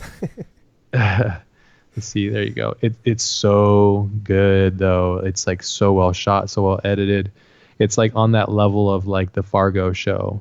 Like it's super super good. Highly recommend it. Super super Sure, good. it's Brandon Schaub that recommended it. He did. He was talking about like, yeah, these guys are fucking sucking. Like he was going all wild with it, and I was like, what the heck? And then I looked it up just because I was curious about it, not for that part, but the idea of it. You're And then, curious about the fucking and sucking for oh well, I mean, sure. of course, that brings all the boys to the barn or whatever that song is. My milkshake brings all the boys to the yard. Or something. How does that say? Brendan Schaub's pornos bring all the ashies to the Showtime. Yeah, so Ben Stiller directed all of them. There's 7 episodes, and they're fucking awesome, dude. Super super good. Dude, Ben Stiller is Highly such a good recommend. director. Holy fuck. He fucking crushes, and it was like weird. Like I posted on Twitter, and then some guy was like, "Oh, that's odd. It's got Ben Stiller directed it," and I was like, "Yeah, you dumb fuck. He's an awesome savage." Like people are so funny because he's like he played Zoolander. They like discredit him. I'm like, why don't you go play Zoolander? Let's see how Yeah, good you do. go watch Tropic Thunder. That's the film he Tropic Thunder's directed. so funny. Like it's so Yeah. good. But Escape at Dannemora is really really good. That's the last show I watched. That's really fucking good. I like it was addicting. I had to like turn it off at night. Couldn't I like would watch 3 episodes at once, and they're hour and a half long episodes. But it's called Paul Dano. Paul Dano's top 5 for me in regards to actors too. So it's got also Patricia Arquette, who crushes. She's so good. So if you want to watch a really good show, highly recommend it. If you don't like it, then fuck off. So yeah, Yeah. I'm just messing. He But was a producer on Zoolander as well. yeah, dude, Ben is a fucking savage, Yeah, dude. he's a savage. Mad props to that guy, and he's He fun. actually directed it too. Yeah, he directed it. Yeah, it's amazing. He directed crushed it. Cable Guy. Holy fuck. Yeah, dude. Yeah. There you go. So I yeah, knew he directed some pretty good movies, but I didn't know he directed Cable Guy's not Cable great, Guy. but it's still like a fucking movie. Dude, it's Jim Carrey's movie. Yeah. Yeah. Yeah. Jim Carrey when he was fucking raging. I'm not going to off Barcelona. I don't think you are, right? No. Okay, yeah. I have no there was a question Interest? about it. Yeah. Not no interest, just no travel plans at all. Yeah. For Yeah. this year, none. I just have too much going on. I cannot Yeah. just like leave and go, and You should. I probably should, yeah. Yeah. It would probably be healthy thing to do, but yeah, it's just priorities, I guess. I Yeah. have some other goals for this year, so like just yeah, I rather focus on that. I just want to do a lot of things that I want to do, and you know, maybe another time. I just, you know, it's all opportunities, and Mhm. you can always find another one. They come Yeah. and go, but the new ones appear after We- time. So We're both at the point where our glass is so full. If we say yes to one thing, we have to say no to others. So exactly. and that's So it's like, okay. I mean, almost every second of my day I consume it with something going towards a goal. So yeah, um, yeah. There we should make a. Can we get some collective podcast merch, cups, shirts, etc.? We already have Art Cafe merch, and it sucks. Whoa! Don't be so mean. I'm just joking. They didn't say that at the end. I want to make collective podcast merch stuff. It's just such a task to make these things. I think you've managed to do it, and it's all done, right? For yeah, your it's all Art done. Cafe. It's all Yeah, done. I'm gonna bug Andrew I to don't do. advertise it at all. That's the problem. Yeah, I'm like the yeah. worst business person. Yeah, me too. In that regard, I'm so horrible at that. Like I finished my Prague book and it's all done and it looks really cool. I'm very happy with it, and I haven't promoted it, done anything about it yet. Really should. I'm so bad at it. I'll work towards something and I won't. I guess it's just because that's not my end goal. But I appreciate you liking the collective podcast enough to have some merch, and we really should. I check Twitter maybe once every 2 weeks now, and I checked it, and I had a really nice tweet from my fam at Grayscale Gorilla, and they had this like nice post about podcasts that they love and that they listen to and that others should listen to, and we made number one collective podcast. I was, oh, that's nice, So I feel Mhm. like it's like, because now that there's other podcasts it's like I think the collective was probably one of the starting ones in that industry. Now Mhm. there's a lot of really good ones like School of Motion. Joey does that. It's really great. I really like that one. There's a bunch of other ones. Um, but yeah, like I think that there's so many people and people do it better, I think, in a sense. Not better. They just do a better production of it. Shut up. I don't know. I think it is. And so I think because Andrew and I are busy and it's not our main end goal, it's more about the conversations. So I don't know where I'm going with this, but I think it was more or less like uh, I'm just I'm the podcast. I think because when we went bi-weekly, I don't know if people listen to it still. You know what I mean? Like you have to be in I'm people's pretty sure they ears do. like every other day, to keep that listening going. But No, I yeah, I think guess. I think So I think regularity. We kind of had this discussion like way back when we were considering getting into live streaming on Twitch. We had that discussion like, should we do it on a regular basis or not? Like, once you start doing something on a regular basis, you're basically creating a commitment.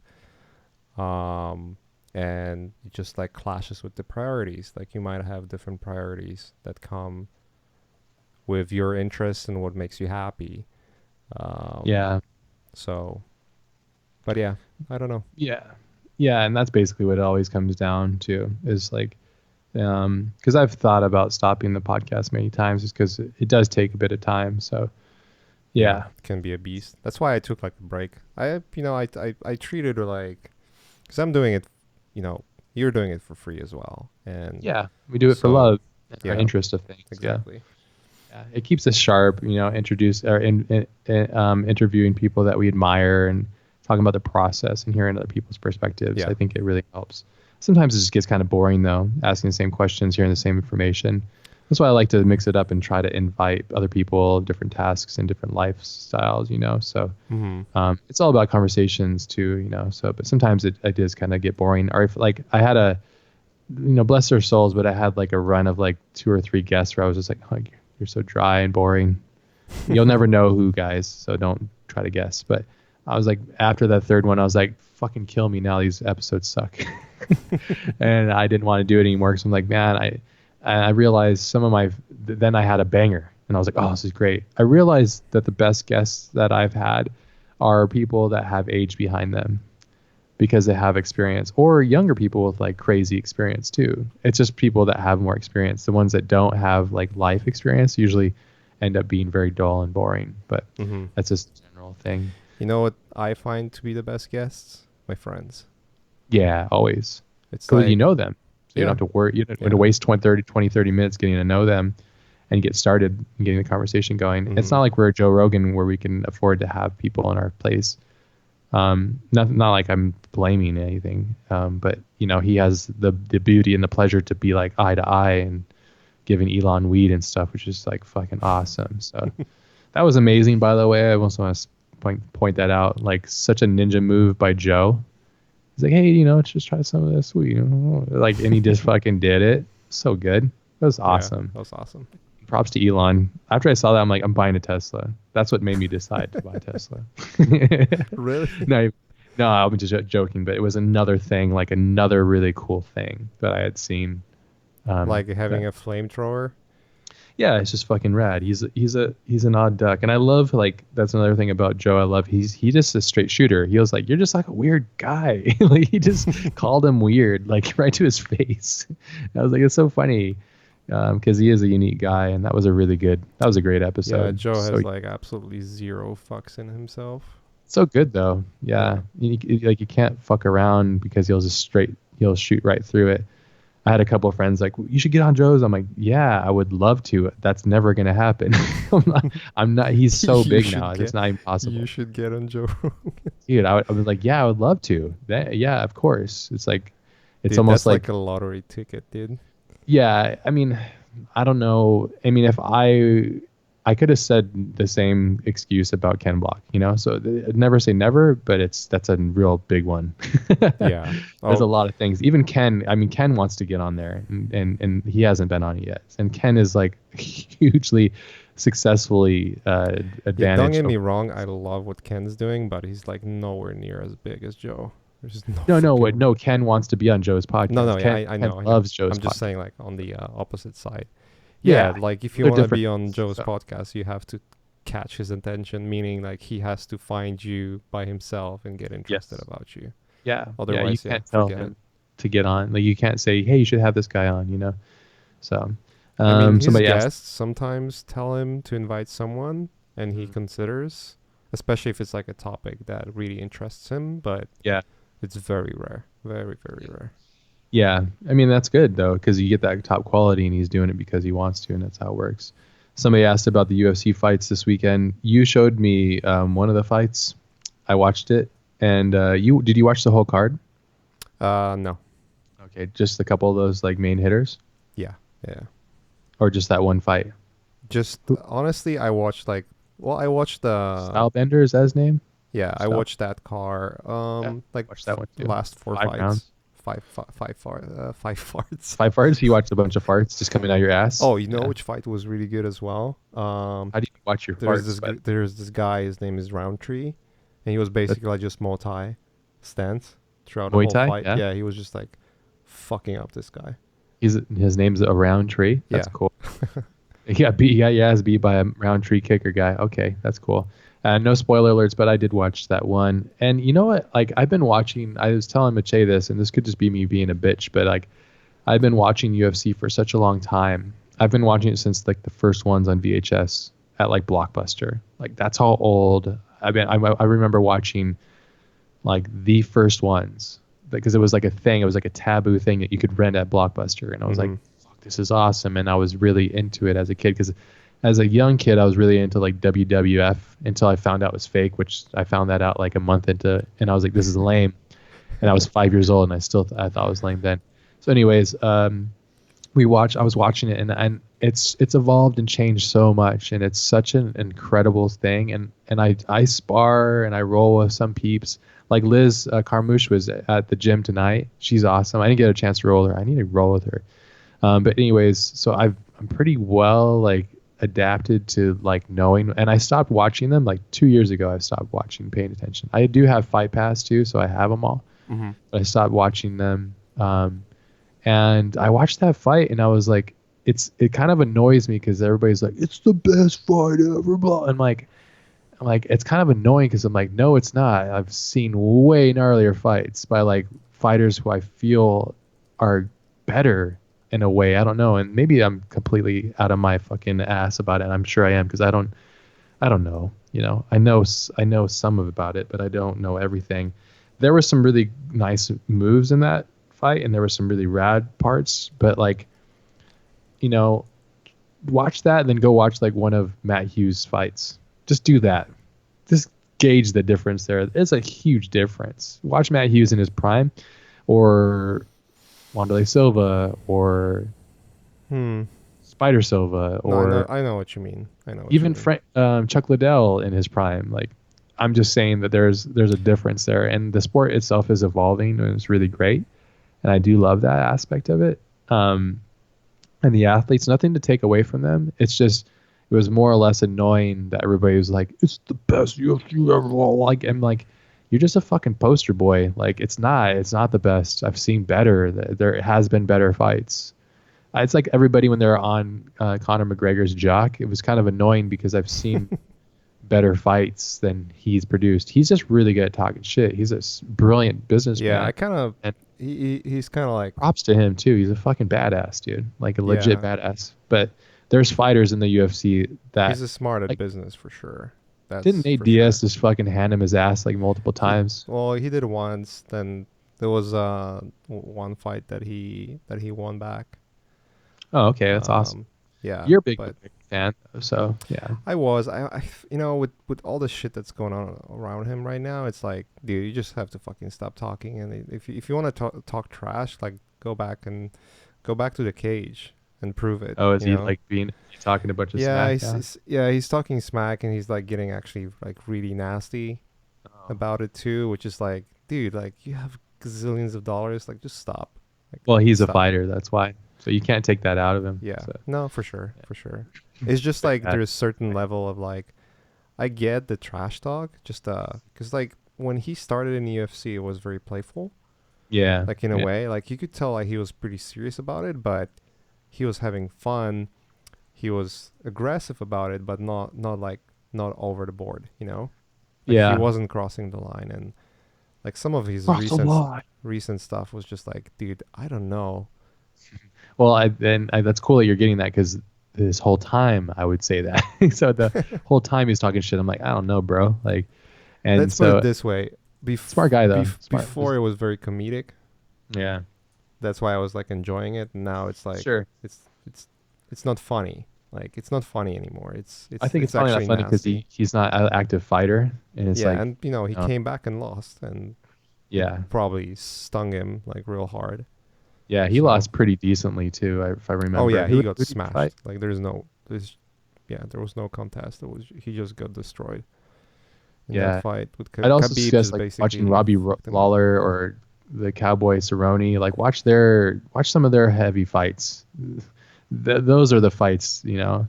To Oh, me, you know those are which- like You know, soldier actually, the fights. best fight I've ever seen was Robbie Lawler. Dude, get Lawler. the dicks out of your mouth and say his name. Robbie Jeez. Lawler and Koshtek, fuck no, Rory McDonald.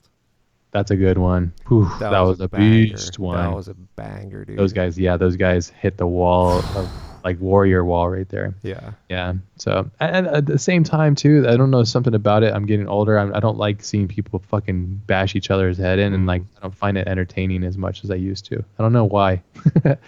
I think, and I just like when I hear the commentators and they're getting like, it just feels weird. They're like, yeah, oh fucking, ooh, like they're nutting. I'm like, chill out, man. You know, like the guy's fucking hurt. Nutting. They're nutting the whole time. Like, chill out, bros. Chill out. But no, it's cool. I have a lot of like so much respect. All of them. Everybody Yeah. that steps in there is a fucking Even the worst beast. fighter on the card is. Oh, it's yeah. just unfathomable. Oh, how they're good they insane. are. They're insane. They're on another level. Mad respect, all of them. I Yeah.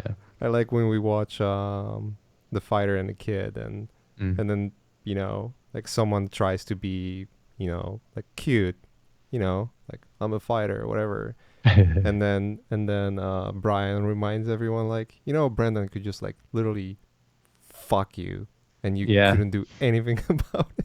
Yeah. Brandon's a legit dude. It's like it's funny because because he's such a odd duck with his clothes and how Yeah. he just carries himself. So people don't think of him as a deadly weapon, but he's a legit deadly weapon. Yeah. We saw him live. It was awesome. Yeah. He's really funny, man. Props to him. A lot of respect to him for chasing his dream and Mhm. going Yeah. doing his thing. So Yeah, that show was Right, fun, dude. That was really was a- really fun. that was a lot of fun. It was awesome to see Joe. It was awesome to see Callan. It was bros night. Dude, it was so crazy. Our dicks were out the whole time. That was awesome, dude. By the time you kissed my fucking wiener head, it was awesome. Anyways, Damn it! I shouldn't have. I thought you told me not to bring that up on here, but I I couldn't help it. fuck. Sick question. The 1965 Shelby Cobra you posted in Insta, is it 3D render or photo? Thank you so much. That's a kind. It's very kind of you to suggest that it's real. No, it's a 3D render. I got the model off of Turbo Squid. Shout out to my peeps at Turbo Squid. I love those people, and they have awesome stuff. I grabbed that and then I modified it. I built out the wheels. I think I modeled the wheels and grabbed some other stuff from other cars that I have. I have quite the library now. And I put it together, built out some shaders, rendered it in using Redshift. I was like rendering at like 3 a.m. and I was like pinging Leo because, man, Redshift has a couple of issues with like using backplates and HDRIs that was driving me nuts. Mm-hmm. But I finally got it working and everything kind of worked. And so those are basically I'm contemplating getting rid of my NSX and getting a Cobra. So I wanted to test it, see if I liked it, and I did, and I might sell it, but I'm not sure because I really love my NSX, and I spent like $25,000 on the engine and everything. So like, Yeah, you're I have to freaking be, crazy. I'll lose my money. But yeah. I wish I had such an obsession about cars because I No, I don't. I No. like the cars for the beauty of them. You know, like there's certain vehicles that I really enjoy the beauty of those, and like I could totally see myself like diving deep into like restoration and making things look awesome and doing some mods and shit like that. I could totally see myself doing that, but Yeah. Yeah. because it's just like you appreciate the beauty and then like you want to improve it or restore it. Yeah. No, it's basically like what you're doing now, but you're in Yeah, the garage. exactly. And you're using your hands, so it's a very gratifying and a Mm-hmm. rewarding process, and like it's so cool and also very trial and challenging and trying, but you would love it. I know you would. It's just that you weren't introduced to it. It wasn't part of your culture growing up. It's very much Yeah. like I American culture, yeah, I cars. grew up on potatoes and Yeah, fucking dude. You like feeling those babies. Like when you talk about burnouts, you're talking about burning out like a potato. Meanwhile, in America, I'm burning out them tires. Ash talking about car design. Have you ever tried to design one from the ground up and not just a body kit from an existing model? That'd be an interesting challenge. And yes, I have. I'm designing one right now, and it's insane. And I can't talk about anything else other than that. But it's just wait until you see it. It's insane. It's a good challenge. I love it. It's no different than anything else. So design is a universal language, shapes, forms, language, patterns. Like how lines work. It's all the same to me. I like working off existing cars because there's an instant point of reference that's really important, and it makes Mhm. it easier. And it's recognizable. Like our homie Kaisel is really big at using that too, and he goes crazy with that. But at the same time, it's all the same thing. Design is design, whether you're designing a car or you're designing an iPhone cover or a Pez dispenser or headphones. They're all very similar. Speaking of all that stuff, this is like a Learn Squared like sponsor thing. I'm not even part of Learn Squared, and I'm pumping it all over the place. I always do too. I always do. Everybody asks me, "What did you do?" Oh, just go fucking sign up Learn Squared. Just go take all these classes. Just take these classes. You'll be fucking killing it in no time. But I was going through Tim Zarki's class. Damn, that class is so fucking good. And Yeah. that's a class I highly recommend if you're interested in that kind of stuff.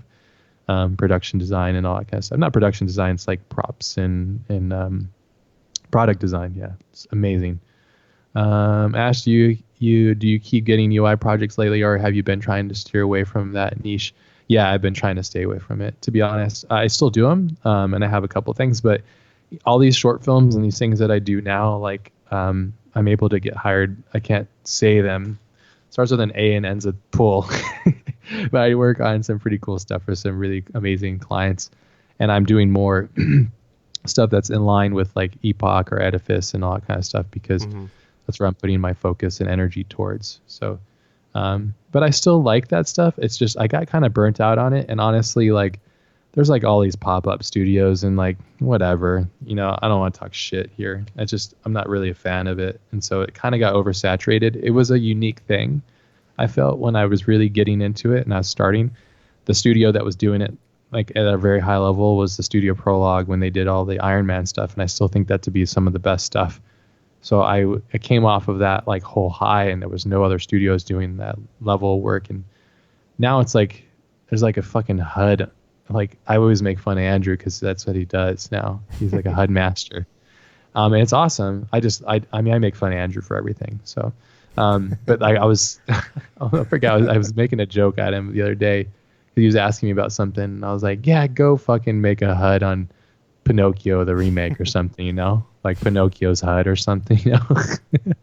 I'm such a dick, but that's just how we work. That's how we work. But no, I do enjoy it. It's all the same, but I haven't I haven't been doing much of it anymore, or haven't for a while. And I turned down a couple of things recently that involved it, just because I was very busy. But yeah, it's also people can just hire other people to do it, you know. So, Yeah. Yes, I have the same. Yeah, my daughter's name's Kira. She just turned 14 the other day. Crazy. She's old person. Links. Yeah, Ben Stiller is underrated, and people that are like sleep on him are fucking dumb. So whatever. Yeah. Don't doubt the Stiller, bro.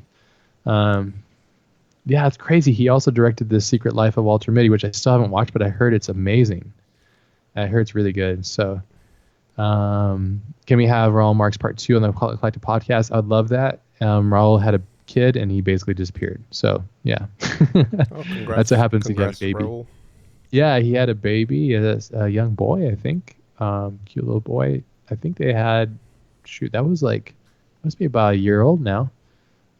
Maybe he hasn't enough, but I would love to have Raul on. Let me text him or chat him really quick on Skype. Let's see. I think he would be down.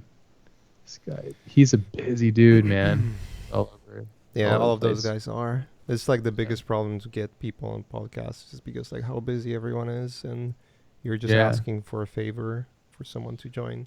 You know, ideally, like my dream when it comes to podcasting is just to, you know, chat with friends. That's like the best deal out of it, because not only is just, you know, like we talk all the time, Ash. Yeah. Like, all the time. Like Texting we actually talk too much. Yeah, probably. Like I annoy just ate you, a like cracker. fucking send you like I'm still eating the cracker. Yeah. I send you 1,000 little links, and then you say like, fucking, I have to cut it off. I gotta get to work. And literally 5 minutes later on the Instagram, I get like 20 links. I just fuck with you because you'll send me like 20 links, and I'm like, and I just reply like one thing. I'm like, meh. And then I'll blast you with shit. Yeah.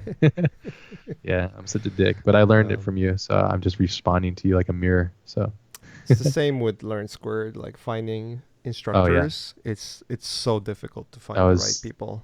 That's the hardest part. It's like finding somebody to marry or something. So hard. Because you can there's a lot of artists, but not every artist is good at communicating their stuff. Exactly. Because there's been, I mean, Paul Chadasson, his class is awesome. Like all those classes, like I love all of them. They're all great, and they'll have so much to offer.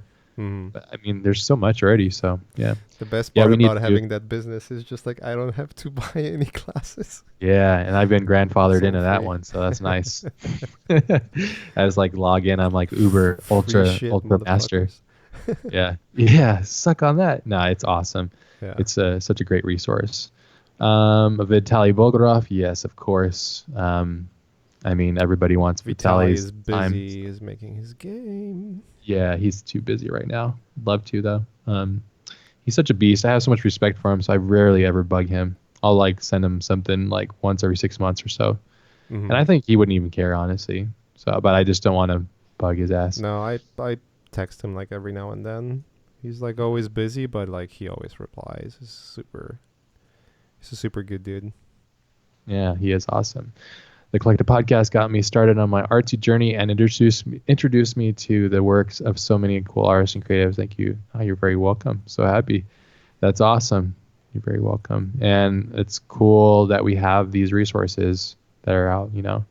Dude, somebody's mentioning that you should get Alberto Miogos on your I wish there was a possibility. He's so fucking busy, dude. Yeah, that guy. he's out there. Yeah, I had an opportunity, almost had an opportunity to get him, I love that guy. um, but that was like I like his years episode ago. on the Netflix thing.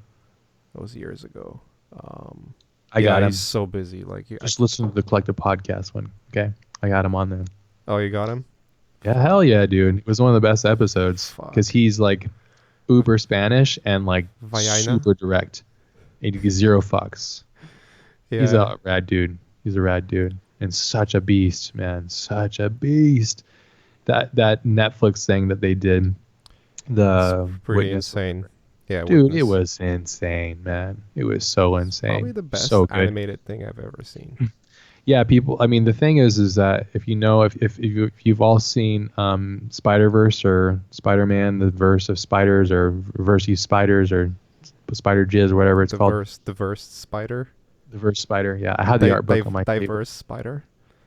Yeah, if you watch that, Alberto Miergo's was like a huge key component in the beginning of the whole thing behind that work. So, um, and you can see it obviously. Like if you watched that thing on Netflix, I was like, man. I mean, the Spider Verse was awesome, but I was watching that and going like, wow, it could have been insane if they did it like this, like insane.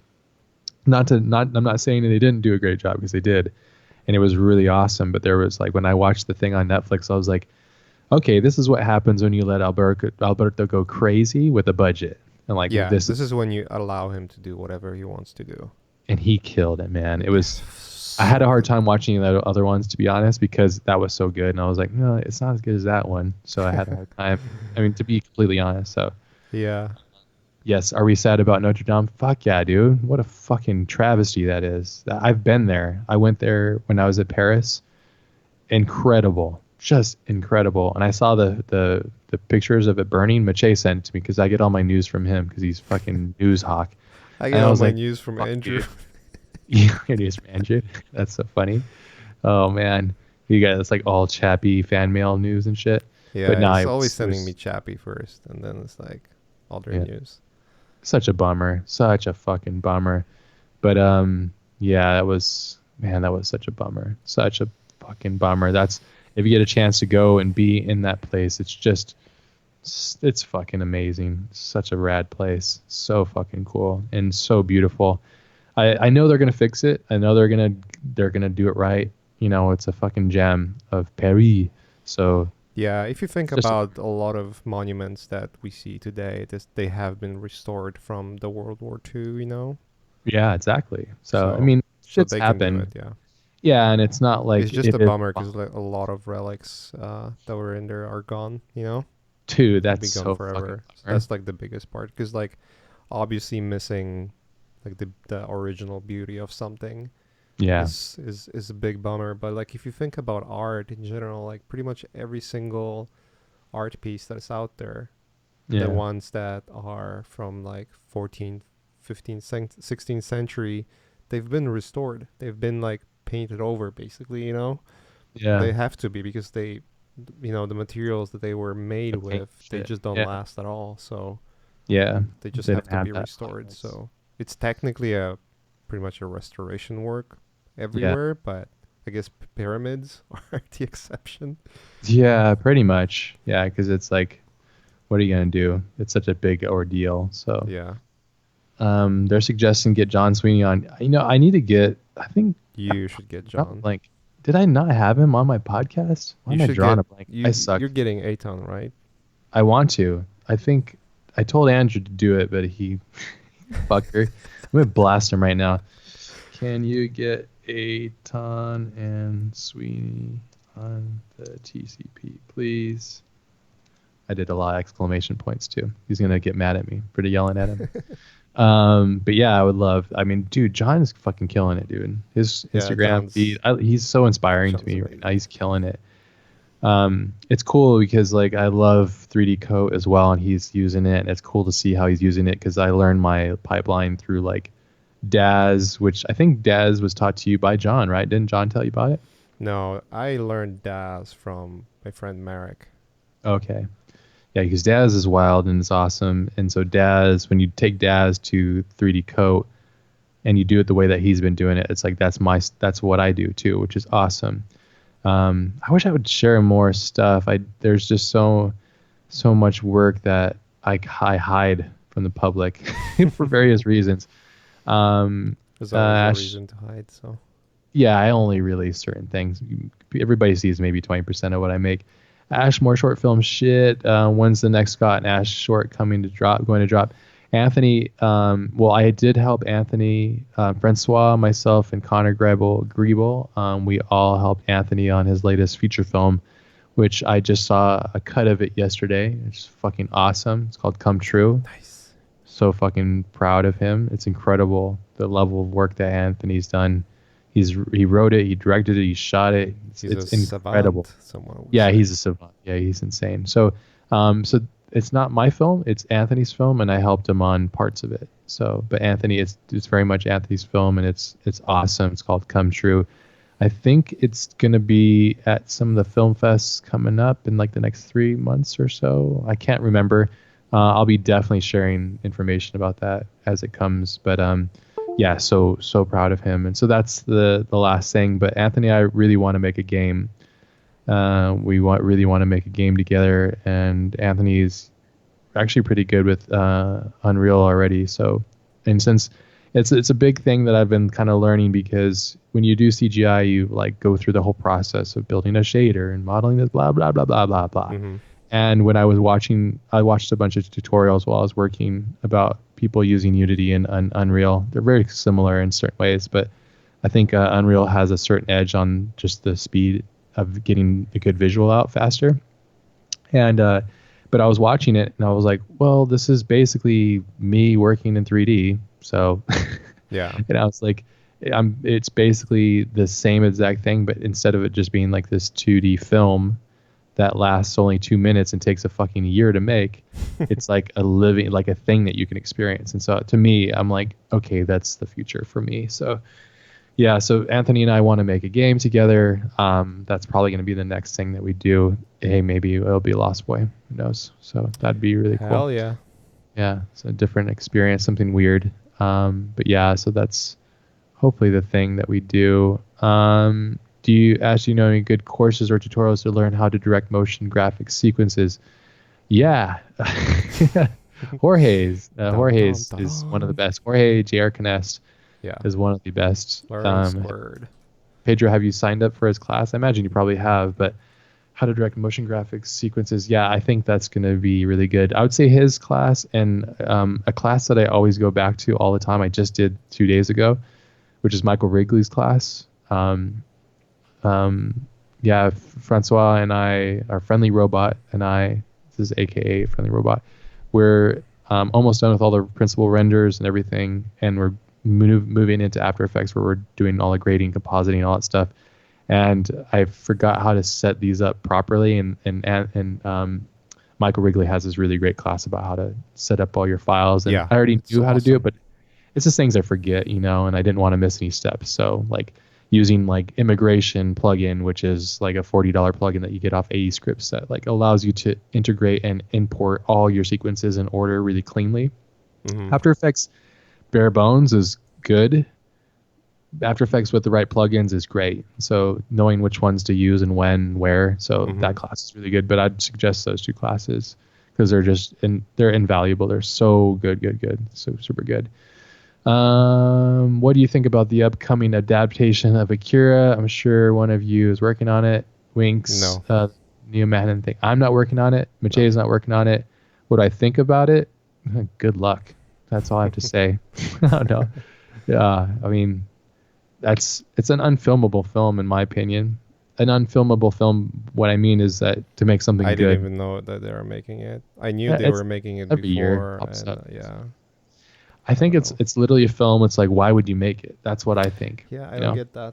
I don't get that. I think either. like Doom is a great film to remake because the David Lynch Doom is not a very good movie. It's hard to watch. Mm-hmm. And Denis Villeneuve doing Dune is a fucking great thing. I'm excited because we're going to see Dune actually done right.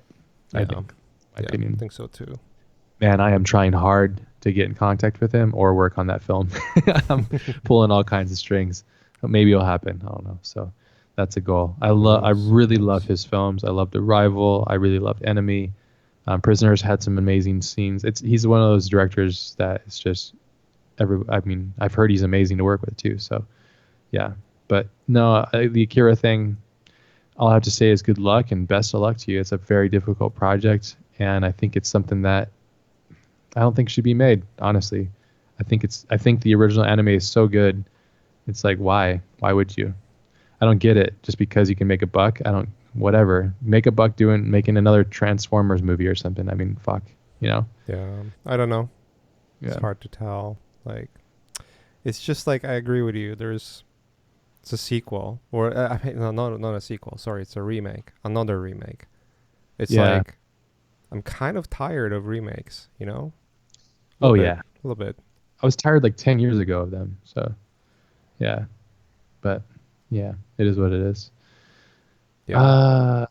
Yeah. Let's put it this way. I'll be politically correct. I'm pretty sure the people that are gonna be work on it, there's gonna be a mixture of people that are really big fans of the franchise, so try to give it a justice.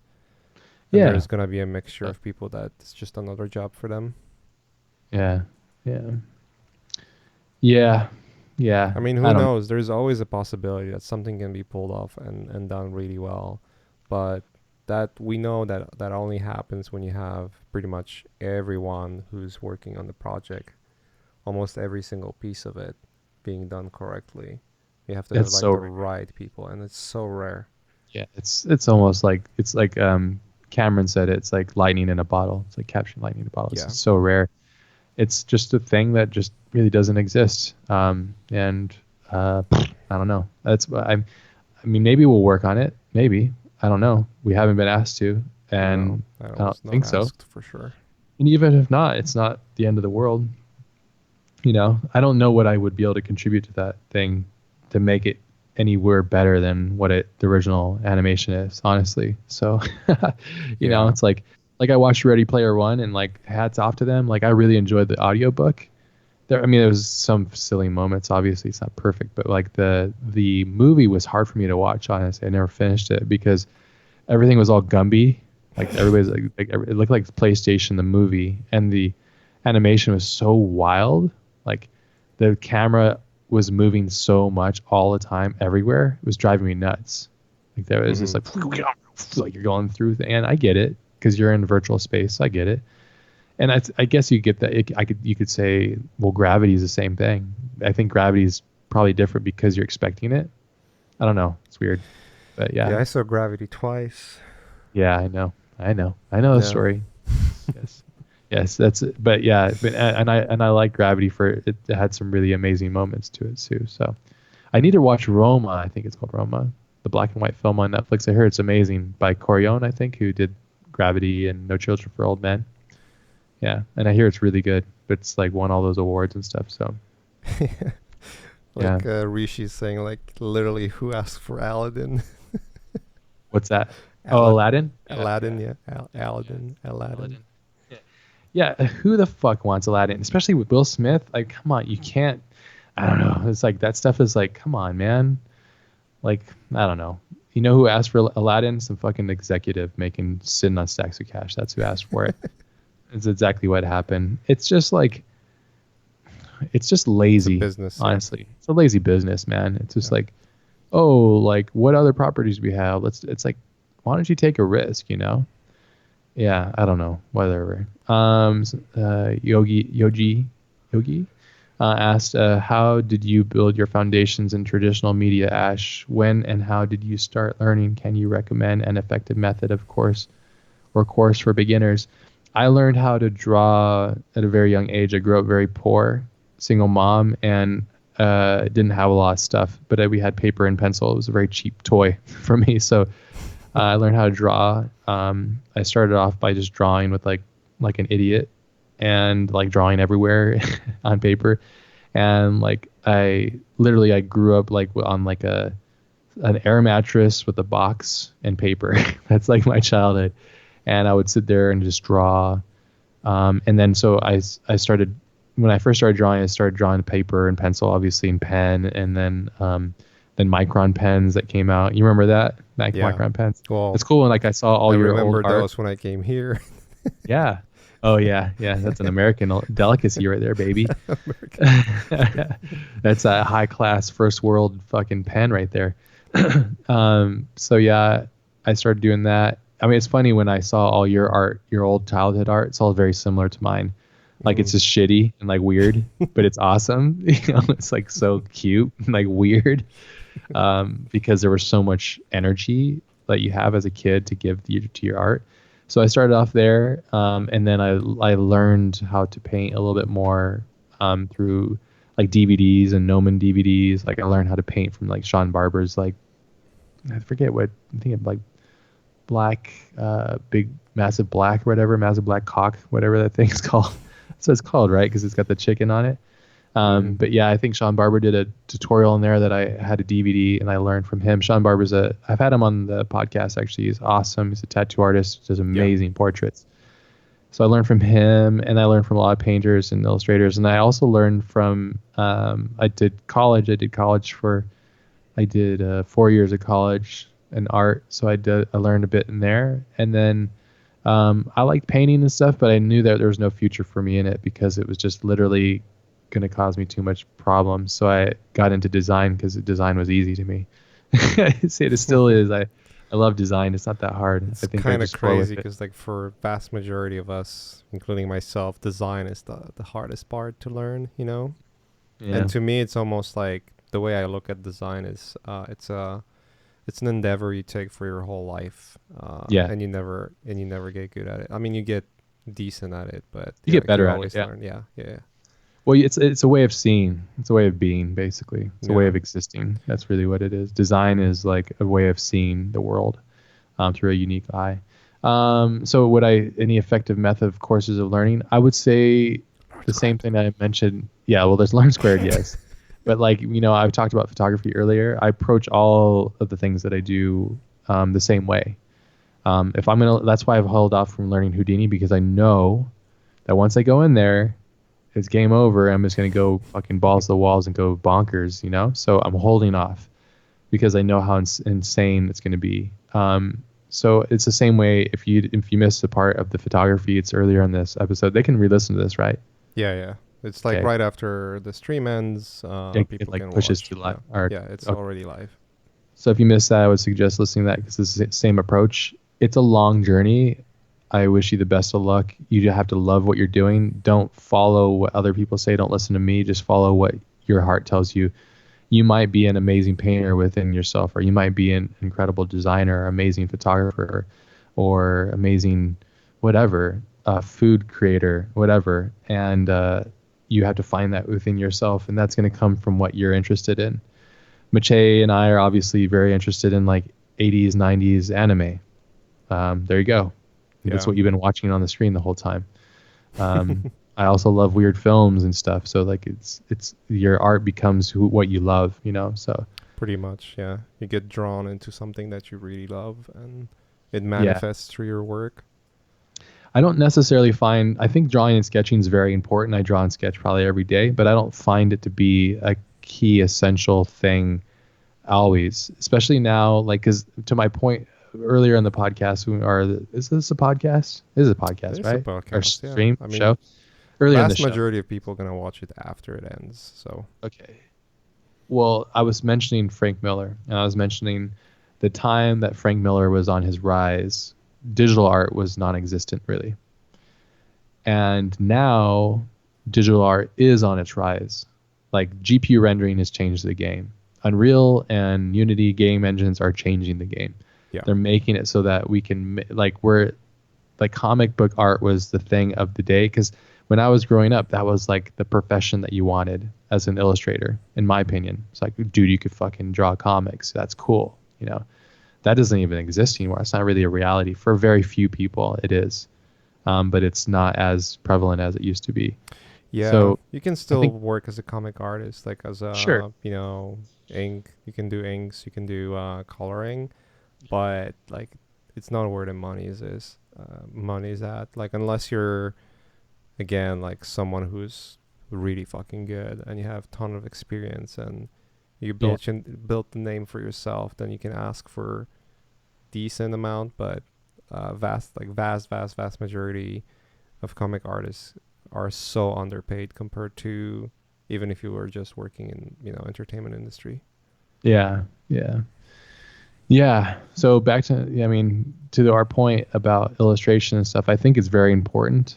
Um, but I think that equally important is for you to understand how to polymodel and shit, like into UV, not necessarily UV actually, fuck UV. UV is the worst. I think AI is going to solve that hopefully soon. But like knowing how to make things in a I CGI think it realm, I will, think yeah. is really important. So, yeah, I mean, you can, I don't know. I mean, I guess you can still make a living. I have no clue if you can make a decent living off of being like a drawing, like an artist, like a painter, sketcher. I guess. I don't know. Depends on Possibly. what kind of path you choose. You could Sure. be, you could choose like an influencer, a personality kind of Yeah. path, Like Ross or Tran or yeah, whatever, right? exactly. I was Yeah. about to say that.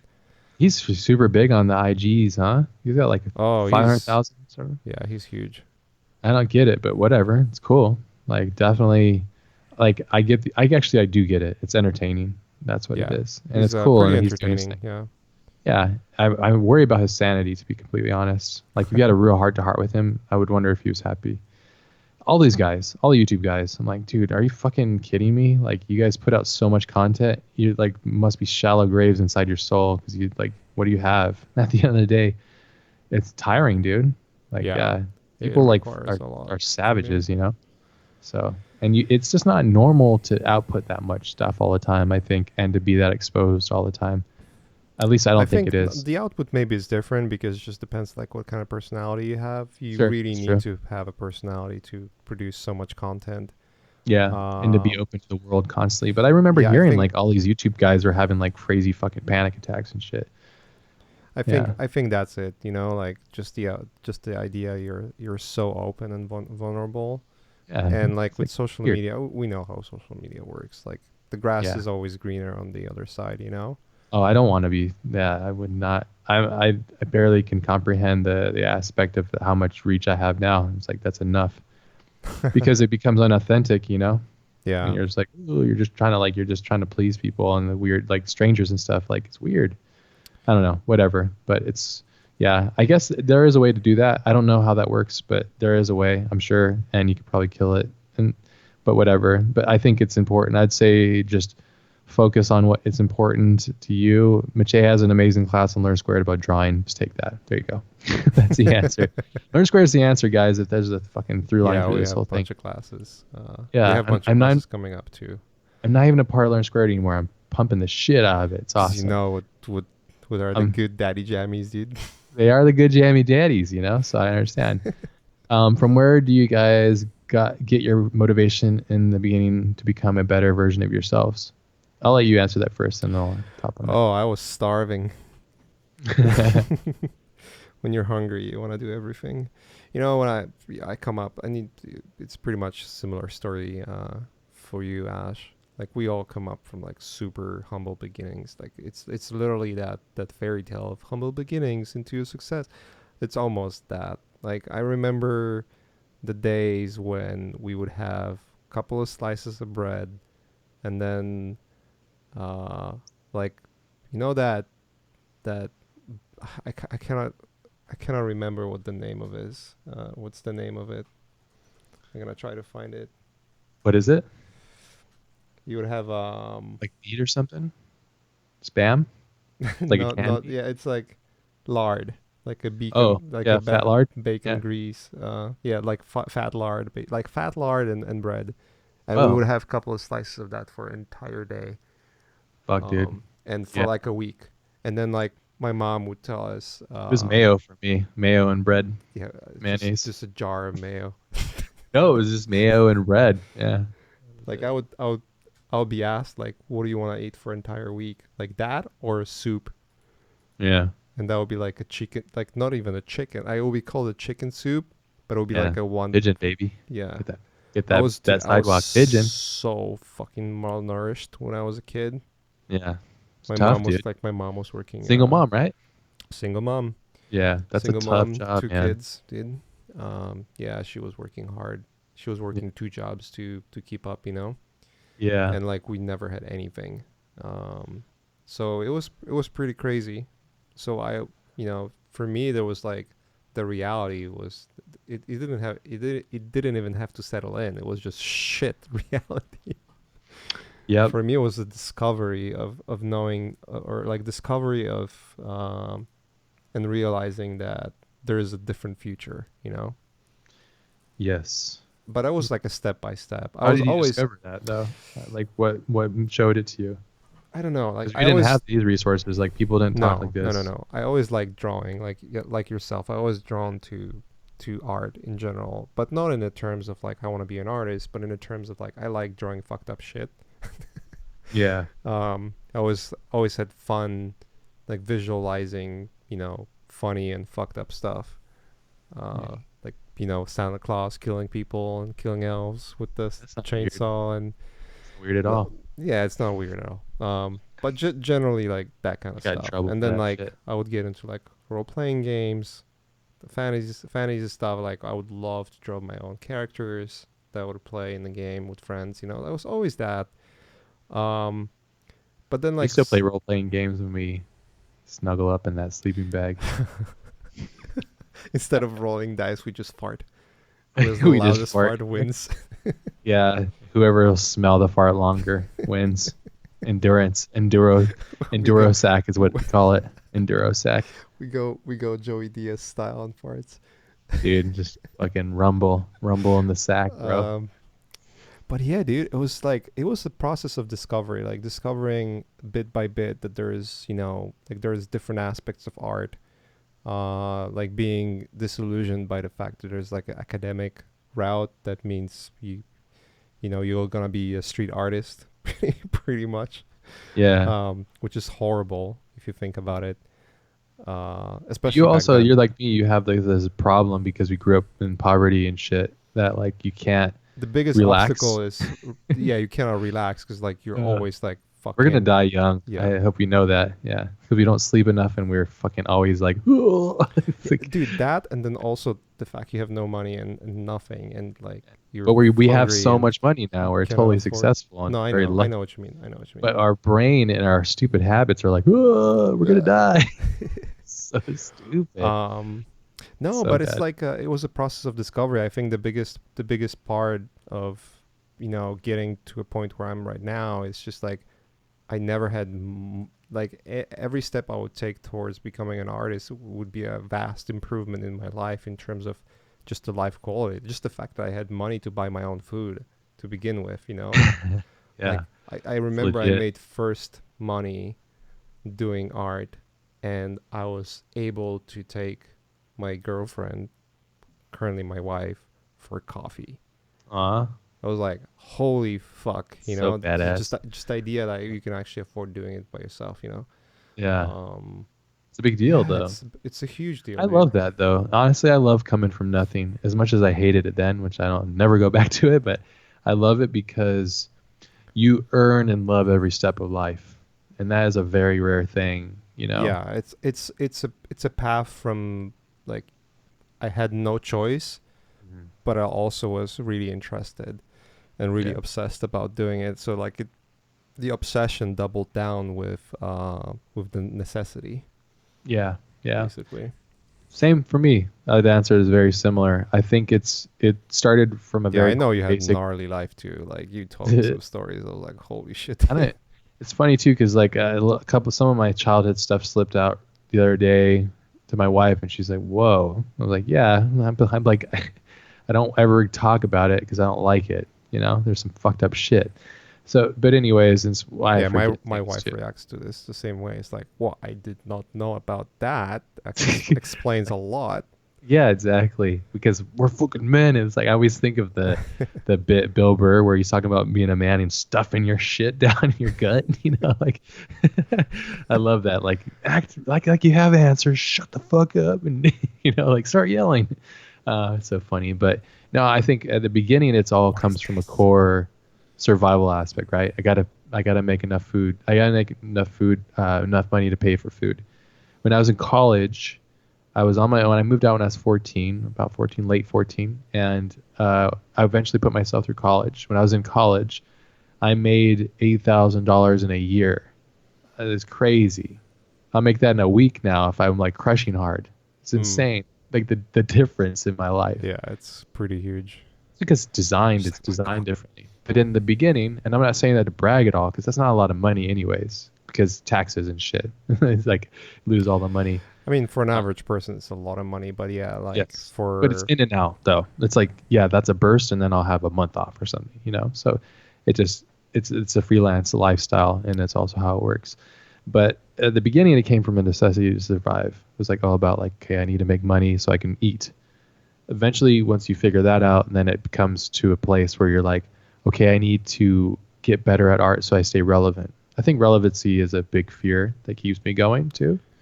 oh, Like, it's I cannot sleep because of it. yeah. Well, I get anxiety when I go browse through like ArtStation and stuff. Like, I'm like, Jesus Don't Christ, do that. I got to get out of here. I got to get out of here. It's killing me. Yeah. Because there's all this people that are killing it. And I Yeah. love it, but at the same time I get like major FOMO or whatever that shit's called. Or just like I get anxiety that I'm like not What? I get fucking super hard boners in space. But yeah, so but I think a lot of it for me comes like why I want to be better now is because A, there's way too many great things to learn, and B, it's like I want to stay relevant and I want to crush and I want to be good. I want to be the best version of myself. So I think that's I've figured out how to provide and have a good life, and now it's more or less like it's curiosity and also just wanting to be the best that I can. I don't care like I used to care. I don't care anymore about what Pache's doing or anybody's doing anymore. I don't really care like when it comes down to it. Yeah. I don't care. I don't want to compete. I'm not competing. I more or less like appreciate when people are killing it. Like I love it. Unless I think it's whack and I just go ugh, whatever. But I don't really care. It's not for me. So, but anyways, what was I saying about that? Is yeah, it's more about me trying to be the best version of me.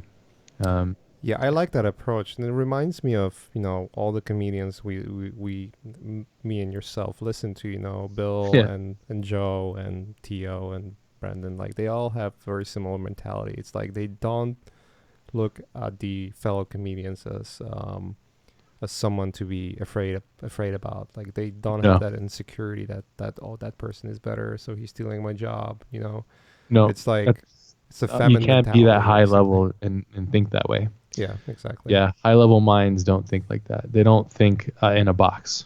They don't think because that's thinking in a box. That's an insecurity box. Mm-hmm. So Yeah, yeah, because I exactly. don't. I like if like Raul Marx comes out and busts out an epic film. I'm like, that's fucking awesome. I'm so pumped for him because I Yeah. know how hard he worked for it. I don't care. Like it used to, and when I was young and I was growing up, I had a lot of insecurities. I had a lot of jealousy. So I'd be, oh, blah blah blah. Same, exactly Yeah, same, dude. it's just I don't care anymore. I do get anxiety when I see like a wall of epic art, like ArtStation or something. And it's not that I don't think that I can produce the work. I can eventually produce any work that I can put my mind to. It's more or less it's just like it's a clear statement that there's never enough time in the day for me to be as good as everybody. You know, Yeah. it's just like yeah, it's crazy that you get that because of out of everybody there, you would be the one that would be able to like just manhandle everybody because your skill set is so wide, I wish that especially in was that true. space. I wish that was true. I'll be Uh, honest with you, like past 7-8 months I had like serious self doubts what? when it Why? comes to like, my ability to do, art. And I don't What? know, it's just like you run That's into weird. you get yourself into those, Sure. yeah, corners, and you start to think about like, am I learning the right shit? It's just like Mm. That's you can relevant. yeah, you know what it is? It's like you start to do like almost like a confirmation bias. Your brain's playing a tricks on you. Maybe Yeah. might be many reasons why that happens. It could be a culmination of different things that happen to you throughout life that just so happen in the unfortunate time, like the Yeah. timing of different things happening to you make you think in a specific way. And then the moment you start to think more positively about like, no, I'm doing good, like what's going on? Like the moment you start to think that and something happens, and kind of like undermines your thinking, and you have to be really strong to break that. Because the biggest part about this kind of line of thinking, and I think it applies to a lot of artists, and it's not only just insecurity, but also it's just the fact that we artists are generally just more sensitive than the regular person, I would say. I'm not trying to say it in a bad way or anything, but it's just like a lot of vast majority of artists that I know are very intense human beings, very intense human beings, and they're intense not only on just the fact that they are pushing the craft to like really intensive levels, but also their personalities are very intense as well. So when you have that, then that means you can go to extreme highs, but also extreme lows very quickly. And so it's very the biggest issue with going low is that you have to not believe into your brain's tricks, the tricks that brain is playing on you, trying to undermine your like self-worth in a way. Because it's just very, very easy to spiral down. I feel. Yeah, very of course. easy. Self-doubt and everything. Yeah. And it's crazy, I'm sure, for a lot of you guys and myself who are on the level that Mache has because of his ability of what he's been doing for so long. To hear that from him, it's just a proof that it's part of the formula and that you're never going to be satisfied. If you're doing it right, you should never be satisfied. You should always have some sort of like, oh, fuck. You should definitely cherish the great moments, but... No, definitely take a cherish in when you achieve something. Just pat yourself on the back. Like, why not? It's your life. At the end of the day, you've been killing it on your projects with your like client projects, and you're like, you bring it up to me. I'm like, fuck yeah, dude. Like that's, and just bask in that because it's rare. Not that that's rare, but it's rare when things align and you're jamming hard and things are going. It's a kind of a rare thing. So it's like you gotta enjoy those moments and take that win. You have to while you get it. Yeah, because they are rare, and you have to just take the wins when you can and celebrate and keep moving forward. So I think I found like a recipe, not like a recipe, but brownies. But yeah, but like there's certain steps you can take if you ever get yourself into that very bad mood, because everyone eventually gets there. It's very strange. Sounds very straightforward, but like taking really deep breaths and trying to sort of like focus on that. That's what you do in meditation. But taking deep breaths, like, just kind of gets that edge out of you. Yeah. Like, well, it centers you. It takes you off of thought and puts you back in physical form. Because so much of what you're doing is living in a mind state. You're living inside your head. And then I've heard this phrase. It's called killing ants, which is basically forcing your brain to. That's what I call masturbation. Killing ants. Man, it's actually pretty accurate size. Can't wait to kill some ants right now. It's like pop open the porn hut, kill some ants. One ant. Just smash the ant. Just smash it. Ant smash. Yeah.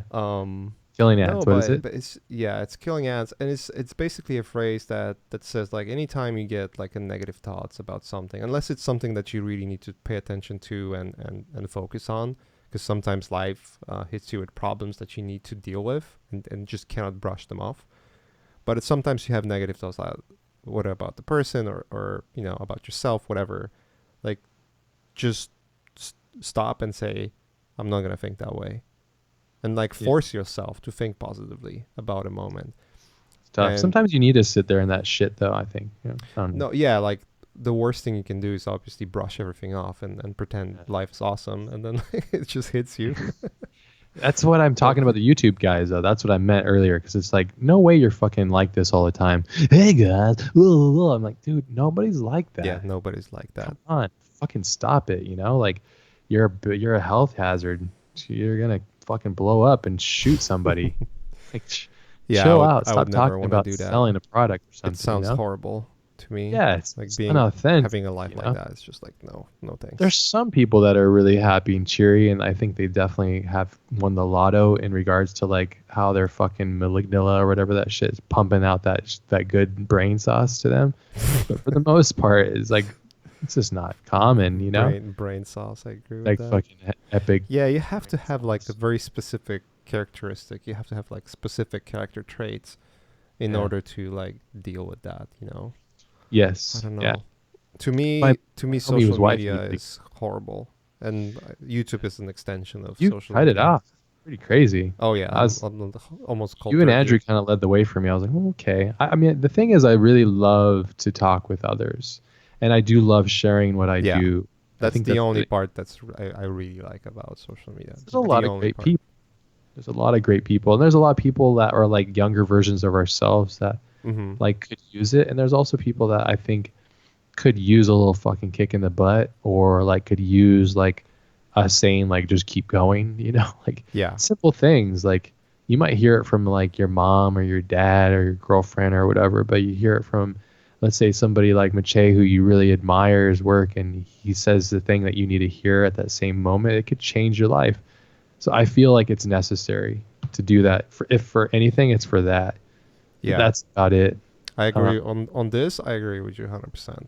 Like yeah, the that's amount a of good. stories, and you get them. You send me screenshots of like what people tell you Yeah, all the time. I do it too. It's just it's like awesome. it's awesome. Like Yeah. when you see either a success story of someone who decided to follow like the philosophy of what you say, Yeah. or or like took a class of yours, or even just simply Our babies. been just been like a big fan and decided to change their life Yeah. because they just had heard something and that made them think about life differently. Like those moments make you, yeah, it's like it's so worth it, dude. Yes, I highly suggest listening to Kevin Hart's podcast with Joe Rogan. Yeah, You sent me that the link, best. man. That was so good. That like before that, I was like, yes, he's just like a silly guy. I didn't really think much of him. I like some of his comedy, but it was like, yeah, it's okay. But after listening to that, I was like, wow, this guy is dimensional, man. He's got a lot to offer and a lot to offer the human race and other people. I really hope it turns out he's not like raping people or something. Cause he's like, like all these guys, like Tony Robbins, like Jesus all these people. Christ. I'm always like, I really Yeah, hope you they're never not, know, right? they You don't have fucking like never bags of know. people under their house or something. The It's like I demons. grew up watching like Cosby Show and stuff. Everyone So it's did, like, dude. and then when like he did all that, I'm like, no. It's like so bad. I just saw Chappelle live, and he talked about it was so funny, dude. Dude, seeing him live is a bucket list thing. There's a lot of good bucket list things happening at age 35, 36. Very thankful. A lot of manifestations happening. Somebody mentioned in the chat we should have Killing Ang on. Yes, Killing Ang is amazing. I've been trying to get him on the podcast for a long time. I think he has a language barrier issue. So, and he's also quite private, I think. But he did Anthony Scott Burns' like album cover. He's done some incredible posters. The dude's a fucking wizard. He's not even Mobius. People always say, is that Mobius? I think he's a unique guy. Like he's evolved into his own form, which is really great. So, Mm. oh, this is funny. Somebody said Disney just announced Lilo and Stitch to be live action, and they should unannounce it. So, what the Lilo and Stitch live action? Get the fuck out of here, dude. Yeah, whatever. It's just cash grabbing, man. Disney is a greedy company, man. So yeah, whatever. Um, yeah, I don't know, man. I have mixed feelings about Disney because I know a lot of people that work there. There's some incredible stuff, and they are amazing. So I don't want to talk too bad about it. Yeah. It's just the We all people know that are. people that work in the industry. Yeah, and I don't want to talk bad. It's like Yeah. Disney's made some of the most influential films that I've encountered in my life. So whatever. It's just right now, it's just kind of like a bunch of bozos running it, a bunch of fucking mooks running that top, at the top driving that bus into fucking Moneyville. And like, I don't care. Like make something great. Stop it. I don't like the monopoly. They're in a monopoly, and it's a bummer. You need Yeah, they just monopolies need to bought be out challenged. Fox, yeah? They bought Fox, they bought Marvel, they bought Pixar. It's like it's so much stuff, man. It's like, Huge vacuum cleaner. yeah, it's a vacuum cleaner, exactly. I mean, it's like almost like I'm at the table with Disney and we're playing Monopoly, and they bought all They're the just board and winning. everything, and they're just winning, and I'm getting pissed. So, and they're winning in the bad way. That's why. So I think I like it. So, but whatever. The thing is, guys, like for my opinion, it's like I've learned to like not care about that stuff, and people, and myself included, go like, why are they making remakes? I just go, it's not for me. It's the first thing I say to get me over it. Yeah. And then I say, That's I'm not never where your gonna, energy I'll should never be at watch it. anyways. I'll never watch it. You know, like, yeah. I just watched that movie Up, Jordan Peele's movie, or Us. Mm-hmm. Man, I hated it so much. It probably sounds like I hate a lot of stuff. I probably don't like a lot of things, but I love certain things. I did mention things I did like. So I did like Free Solo. I thought that was great. And I loved Escape at Dannemora, which is great. And Fargo Show. And there's a lot of things that I love. It's just certain things I'm like, people just suck the balls off these things. I'm like, what? And it was such a horrible movie. It was so horrible. They're making a Twilight Zone remake. Oh man. Okay. Well, I think it's Fincher. I'll watch anything Fincher's a part of. So I'll watch that. I know. There's some. I've heard there's a legit person behind it, but I might be wrong. I might be completely off. I'm a kind of I hear things kind of person. Yeah. Yeah. You don't watch movies much at all. You don't care. No, not much at all. I don't blame you. It's Just kind of not a many dying good movies anymore. You know. Yeah, and it's very frustrating to go spend $60 and go sit in a room with strangers and their phones out, and then watch this thing that's obviously I cannot by deal a with that at moron. all. So yeah, So I there's could always feel a moron that's just destroying the whole experience. So I cannot deal with that. Yes, being in the movie industry and having to look at these meetings and being a part of that. When I'm watching a movie, I feel the executive notes in the script. I feel it, and I go, "Fuck this, man!" Like I feel the dumb shit explanations and all that stuff. So I think I'm just too close to it. But again, like I said, I love good movies. I fucking adore a great movie. Yeah. Like I will sit there and I'll cry at a good movie. I'll sit there and I'll laugh at a good movie. I love a good movie. So, but I hate a bad movie. So yeah. What do you guys think about Transformers? Who gives a fuck about Transformers? That's enough of that. That's a bad question. Bumblebee was not bad. I didn't watch it, so I'm just fucking okay. around. I never watched any of them, so yeah. But I they're mean, not for a Transformer movie, let's put it this way. Yeah, I mean, I I'm heard biased the because I worked on it. So yeah, you are. You're like, oh, look at my art. You're jizzing on yourself. But yeah, I mean, whatever. Like Transformers is cool. Like it was cool when I was a kid. That's about it. And it's whatever. So yeah, for me, like all of that is for each their own, you know? Yeah, of course, exactly. It's not for me. That's it. And I could see why and how people love it. Totally makes sense. Same with like Fast and Furious. I clump that all in the same category for me. It's all the same thing. Yeah. It's like you replace cars with Transformers and then you get the same thing. So whatever. Let's see. What about Simon Stalenhag as an interview? Yeah, it would be awesome. That would be awesome. You know what you guys should do? I have great advice for you guys. Why don't you guys spam the fuck out of these people and tell them to get on these shows? That might work better than us like trying to get them on. 100%. Like, yeah, just if you all just slide into their DMs. Slide right deep into their sideways burgers and give them that fucking make the burger sideways. So good. Hey, make sideways. I'm Penelope, I'm so cool. Dude, fucking Dalia, so good. So good. Yeah, like bomb them. Like, so these guys are really busy most of the time, but I think if their fans were avidly like, hey, get on this podcast, get on this, do this, I think they would listen. And I think that you guys have the power more than us in this regard if you guys work as a mass. So why don't you all do this right now? Stop what you're doing, pick up your cell phones. No. Stop what you're doing after you watch this. Yeah, we'll do it at the same time. Listen to our instructions. No. After you watch this. Pull out your dongs or vaginas. Whip your vagina out on the table. No. It's just, I gotta stop there. I'm gonna get in trouble.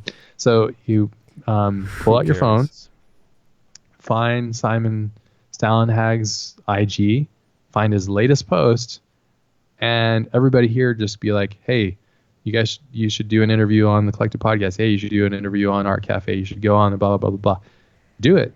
Watch what happens. It'll probably happen, most likely, I would imagine. Or don't do it. That's kind of a dick move. So, and he'll find out that it was me telling him, and he just spammed. He's like, fucking asshole. I'll never do it. So, but yeah, might be a stupid question, but there's no stupid question, Anton. Don't worry about it.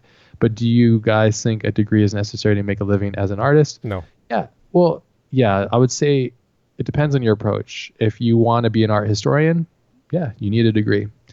If you want to work in the industry that we work in, nah, you probably don't need it. You literally can go to learnsquared.com. Again, here's another plug.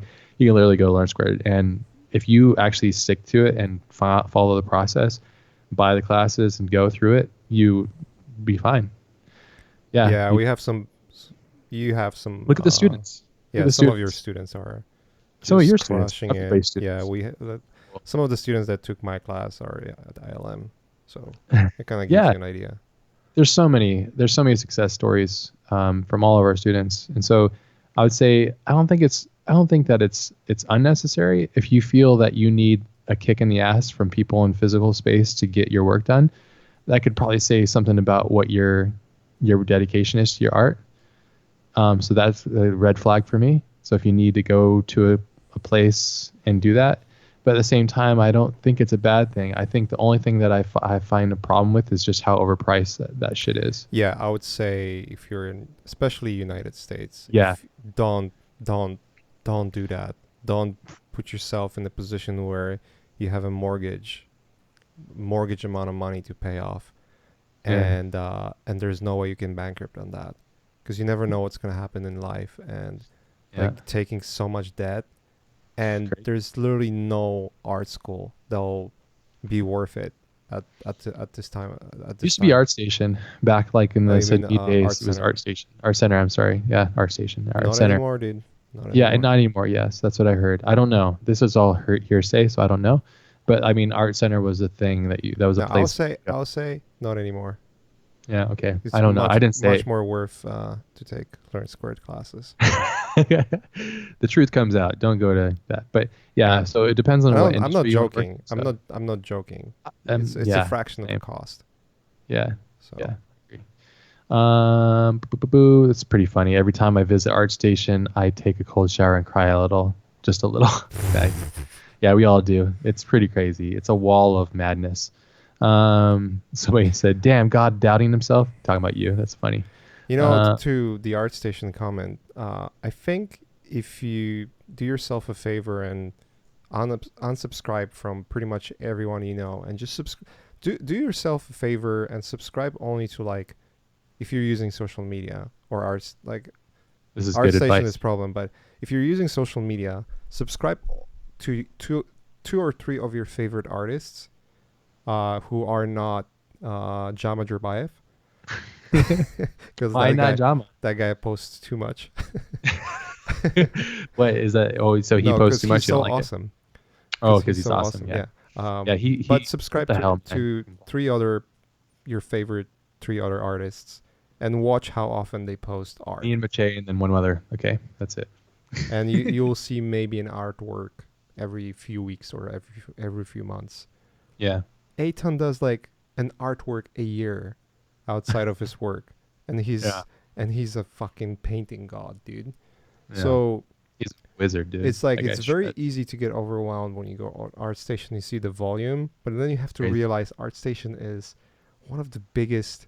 It's actually one of the biggest websites on the earth right now. It's like top 300 websites on the earth. Yeah, the resolution's really big. Yeah, I mean, in terms of the volume, you know, they have like how many artists are there? Like 4 or 5 million artists. It's literally like the huge. Well, it's DeviantArt round 2. Yeah. Yeah, it's the volume is insane. Like you cannot look at yourself through a lens like that. It's insane. Yeah, you can't, and it's overwhelming, and especially if you're a beginner, it's going to crush you unless you can handle it. And if you can handle it, go for it. But if it causes you anxiety and stuff, then don't do it, because it's just gonna. deter you from your overall goal, which is just to get better every day. Somebody asked, what software do you guys recommend for 3D beginners, and what software is used most in the movie industry? Would Blender work?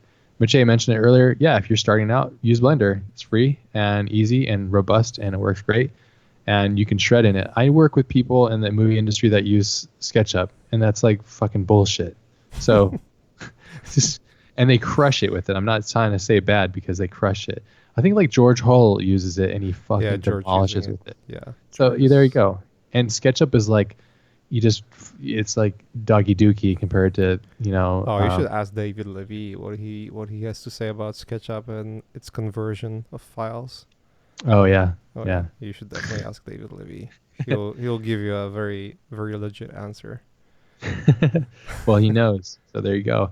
But I would say Blender. Yeah, give Blender a try. I don't use it. I haven't used it, but I have friends that use it. They work in the industry, and they do a great job with it. If you want to go even crazier and like go further down the rabbit hole, try Cinema 4D if you want. If you have the money for it, it's an expensive program. Or you can try 3D Studio Max. It's another outstanding legacy item. Houdini Educational, yes. Is free.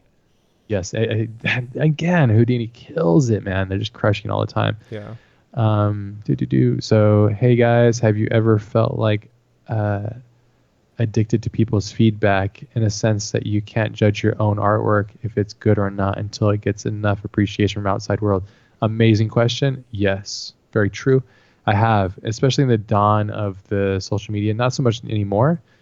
Now it's more kind of like a game. I like it kind of like this funny, weird game, which I guess is part of it. But yeah, I think the thing is we're let's use Instagram for example. We all know it's designed to hold our attention, and the algorithm is strong. It's made by really smart people that are designed to take our time. That said, they gamify things and they know how we work. They go, let's make this like system. Let's do this. Let's make a little booster thing. Let's say, hey, this thing is doing 95% better. Promote it. Like all that shit. And so let's make it so that if you slide up, it like rolls and refreshes just like a slot machine. Oh yeah, it's the same. It's really similar to the same mechanisms that are in casinos and stuff. So it's a big problem socially, psychologically for artists like ourselves. And in all honesty, yes, I did fall prey to it, because it was just like, wow, cool, all the flashing lights. Not necessarily anymore. And the only reason I could say how and why, and if you could believe it, is I don't post all the time. That just shows you I don't care. But I do care enough to share what I'm doing enough. Like every 2 to 4 days, I'll post something. And in regards to the second part of your question, in a sense, what that you can judge your own work is whether it's good or not, because you're removing yourself from people's appreciation or feedback. You know what? Honestly, this might sound crass, probably rude. I don't give a fuck.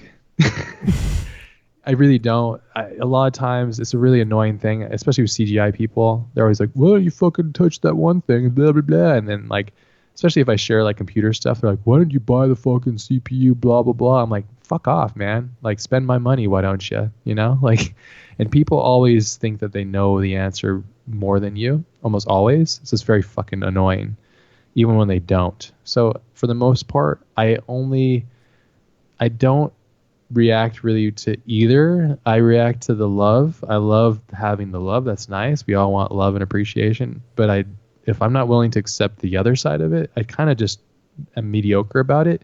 And it's more about exchanging the information rather than being emotional about opinions. So when somebody critiques my work, usually it's unmerited. And then I look at their work instantly to go like, maybe they have a point. But then I look at their work as dog shit. So I'm like, well, they don't have a point because they don't know what they're fucking talking about, So yeah. It could be wrong, though. And the only people I let critique my work heavily would be like Mache, guys that are better than me, that I know are better than me because they have been there and they have the merit to give it to me. And they will. And I take it. And I go, okay, cool. You're right. And I'll take that advice. But it's unique because I have a network of friends that I've built over years. I grew up owning these books. They're they're on my bookshelf now. They're art masters or whatever, digital art master books. Mache had a cover of one. So I remember reading that book, and when I decided to really take my art seriously, Mache is now a homie of mine. We talk all the time. Now, like, we're improving one another now. But like all the way back to the beginning, I had like this art book, you know. So what I'm getting at here is you have to build social network around a special, small, tight knit family of people that are better than you, that can help you be better if that's what you want. And so I remove myself from little comments from little fucking dweebs and mooks online. For the most part, though, honestly, people are awesome though. Everybody on yes. And I've removed and blocked so many people. Is like, I used to feel bad about it. I used to go like, why am I blocking people? Why can't I take a fucking critique? And it was like, I can take a critique from the right person. I cannot take a critique from a fucking jackass. Like if I'm walking down the street and a guy that's in a wheelchair is critiquing me walking, I'll be like, fuck you. You don't even have legs, dude. You know? That's how it feels, you know? That's very interesting. We're on different levels here. Literally. I'm higher than you. So shut the fuck up. That's Start punching him. Interesting but I mean, way to compare things. Because this is literally what it is. Because you're on the street, which is social media. Somebody that doesn't know what you're fucking trying to do, or doesn't know who you are, what you're trying to accomplish, is critiquing you without merit is a problem. And people like to pass off their critique, and it's so annoying because not everybody, it's an overstatement, but most people that I've encountered, the ones that act like they have the answers or feel like they are compelled to give you critique on like an Instagram post are usually dog shit people. To be honest. I try not to take... I've never critiqued anybody ever. I try not to take a critique from like armchair experts, you know? Yeah. You're not going to get anything good out of it usually because it's just like, what the hell? And it's just, So that was kind of, I know it's maybe I'm coming off as a total dick. It's just how I deal with it. So, yeah. Maybe the way you compared it to like a disabled person. Yeah, who cares? It's kind of harsh, but I know what kind of point you're trying to make. So yeah, I could use a smart person knows. I'm in a car and there's a guy walking and it's I'm like hating the guy's on someone car. who has a better car. Yeah, it's stupid. It's like, why would you do that? You know. But if this is and a lot of it's respect too. So like if somebody slid into my DMs and then brought up a post of one of my pieces of art and they approached it properly, like saying, hey, I noticed your piece. It was really, it started off on a good positive note, like this really cool that you're trying this, blah, blah. Like if like a really good photographer wanted to give me some tips or something, but felt compelled to give me a critique, and they would say, you should think about trying this thing with that, blah, blah, blah. The information, it's almost like a lot of the times if you look at like an electric outlet on your wall. In Europe, you guys have that funky plug, whatever. In America, you have the right plug. It's 3. It's badass. You guys don't know what's going on. I'm just fucking around. I'm totally fucking razzing at people. It's 4 a.m. here. Anyways, like online, it's like the plugs are all fucking busted and stupid. They don't work. But when you communicate properly to somebody, like speaking to them, not on a public forum, speaking to them on the side, privately, and starting it off with like complete sentences that have proper spelling and start to get into a conversation, a dialogue, that's when the connection's made. It never gets made off of like, it needs to be blue. Like, well, fuck you, man. Yeah, I hate those comments. It's like, you know what I hate the most? Instant block. Well, maybe not hate, but like the comments like, you know X, Y, and Z has the same feature. It's like, oh God, fuck off, Mr. Know-it-all. Yeah, thanks, dude. Yeah, very helpful. Thanks for posting that. I'll post something like I posted. People just go like, I hate the thing that when people go, it looks like this. Like, oh fuck, thanks. Yeah, you just made me feel like it's fighting. It's like fighting fucking windmills, dude. No, yeah, it is. It's really annoying, and it's just when people do that, I'm just like, oh, okay. I'd go thanks because that's cool. I appreciate you saying that my art is on the same level as Fight Club. That's awesome. I don't know if that's what you meant, but that's cool. Yeah. So I don't know, but I mean, I think it depends on my mood, how much sleep I've had. I swing a lot. So I'm either really happy or I'm really like fuck off. So yeah. But I was saying that I used to feel bad about like blocking people until I heard Brendan Schaub do it. He was like, you know what? I just block people whenever. Like, I'm not feeling good. Boom, block. Like I kind of like that because it's a privilege that we have to be introduced to people's worlds. It's a privilege. You don't fucking you don't go into somebody's house and just start talking shit about their house. If you do, you're a piece of shit. Don't you? Then you're never gonna get allowed into that house again. I never. It's the same thing. I go on somebody's feed. I'm not gonna go fucking talk shit. That's so stupid, and it's not right. So I think Yeah. it's the same way.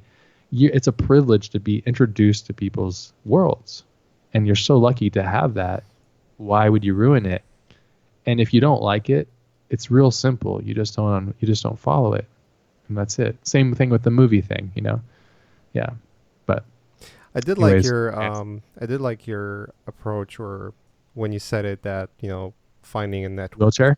Yeah, the whole wheelchair part was probably the highlight of the stream. Um, but Ugh. but the idea of finding a network of people that you jive with, that they have same goals as yourself. They want to achieve something really great, be better artists, whatever, fill in the blank. Like, just generally, I mean, the idea of surrounding yourself with people that think alike, are motivated, that's always a good thing, because you will, if you have someone who is super motivated, you might be like not feeling well, and not really in the mood of doing something, but then you get that inspiration from your friend, that that they are trying to do the best, right?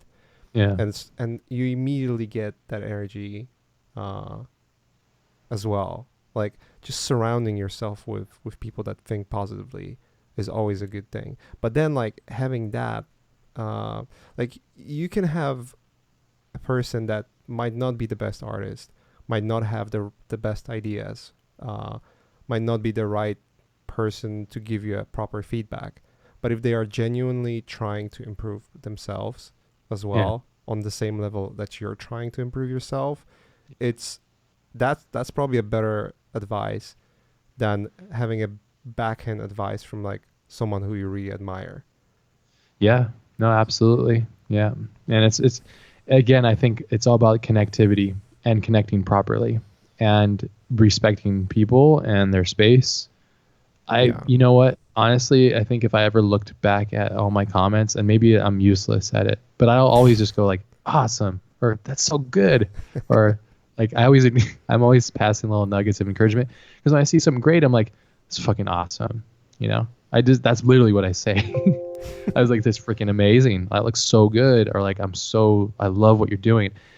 I don't that I would never say anything other than that, really, because what else do I gotta say? And I hope that it's like an encouragement. They go, I want a little dopamine hit. Boom, it's cool. This guy liked my work. Awesome.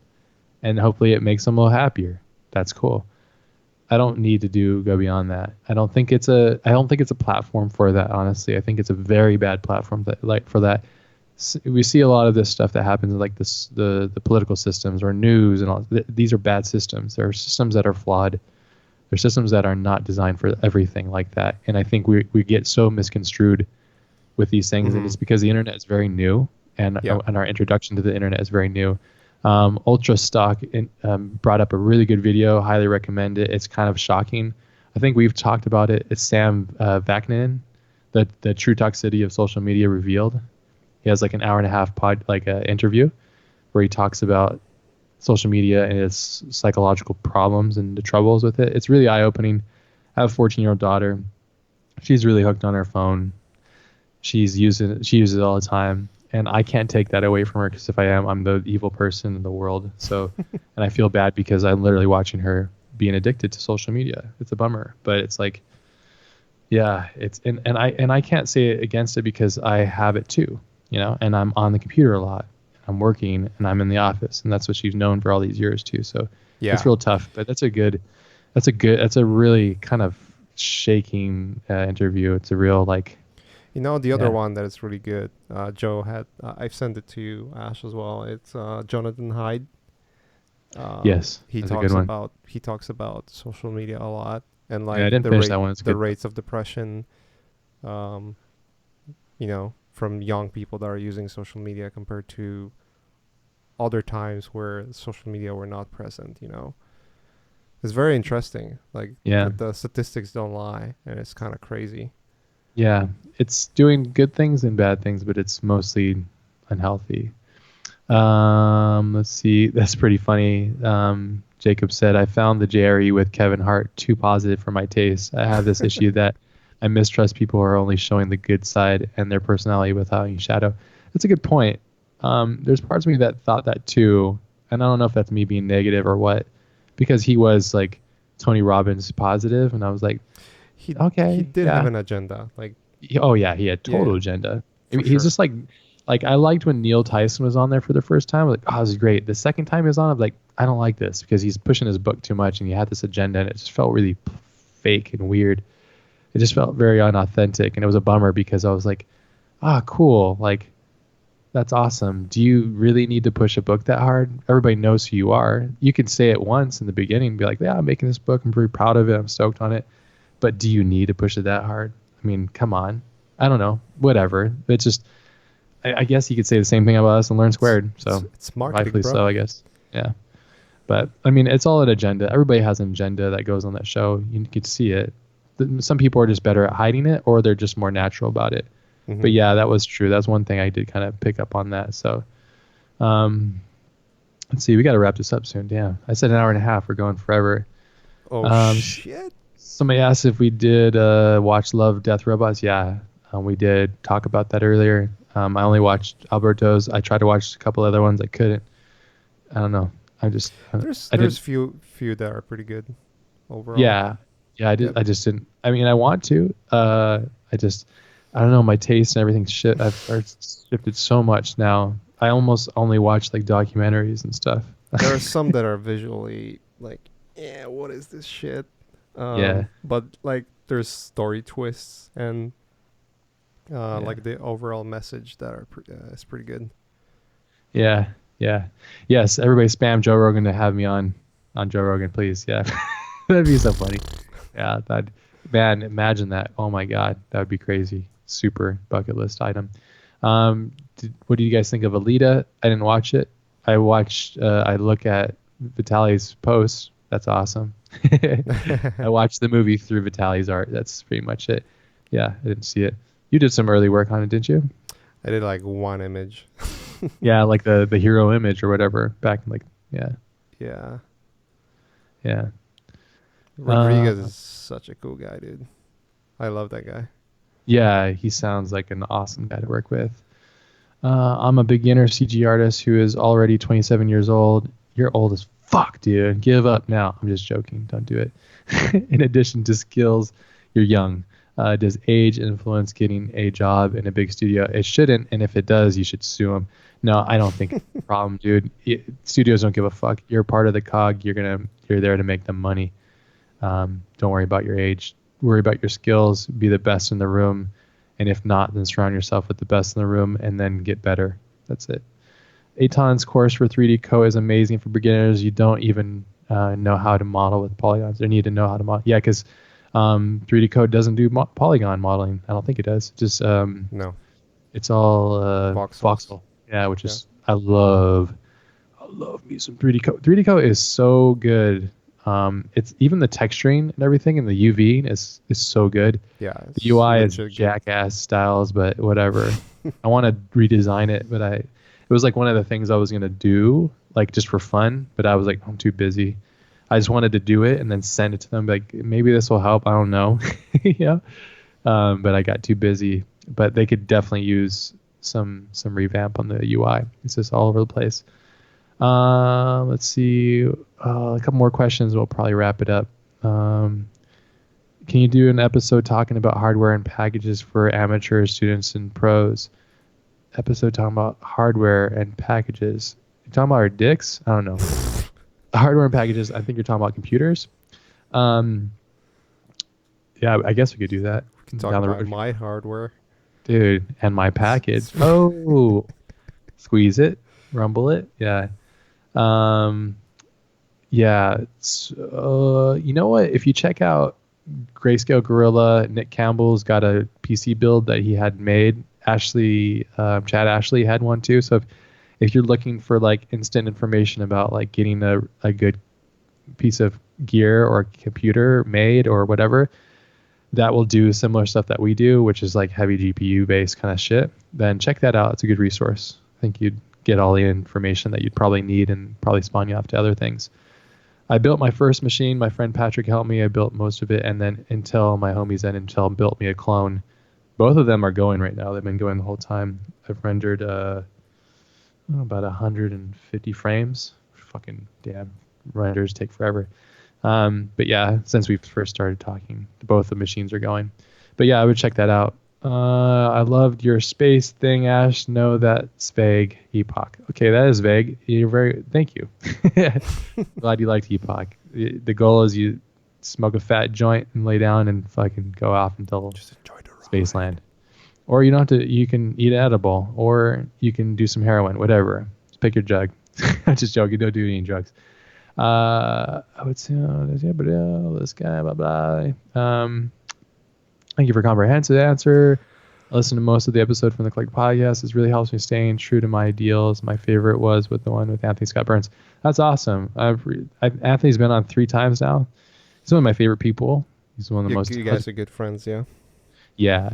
He's a close friend. He's a savant, dude. Yeah, he's on another level. He's just awesome. But yeah, I'm glad you like those. Anthony is such a. I'm starting to get into making music, and so I was bugging him. That's another thing that like we haven't even talked about on this show too. It's just like how amazing he is at making music. I hate him, but he's awesome. Pilot priest, motherfucker. Yeah, Pilot priest. It's like again, learn square. It's got values everywhere. If someone's art is dog shit compared to you, there's nothing to learn from them. Yeah. And they know it, and why would they even try? So it's like, I don't want to diss on people, but yeah, I agree with you. Like I don't check comments anymore. I kind of browse through comments when I want to try to see if there's any like really cool question that I can answer. That's the only reason I would check through comments. But yeah, like I remember just sometimes reading those like, well, I would do this, or like I fucking hate that shit. Well, and then you go on the profile because you're like such a vain human being for doing that, and then you look at art, it's like, oh, you got nothing. Remember that fucking asshole when we first started going Learn Squared like really hard, and he was like hating hard. Mm-hmm. That guy was such a douche, but whatever. It comes with the territory. You know what? Honestly, though, we all suck at art when we first start. We all make shitty sketches. It's just, I never made such skitty. When I was making shitty sketches, I wasn't going like to Frank Miller and go, "You fucking suck." You know, it's like, dude.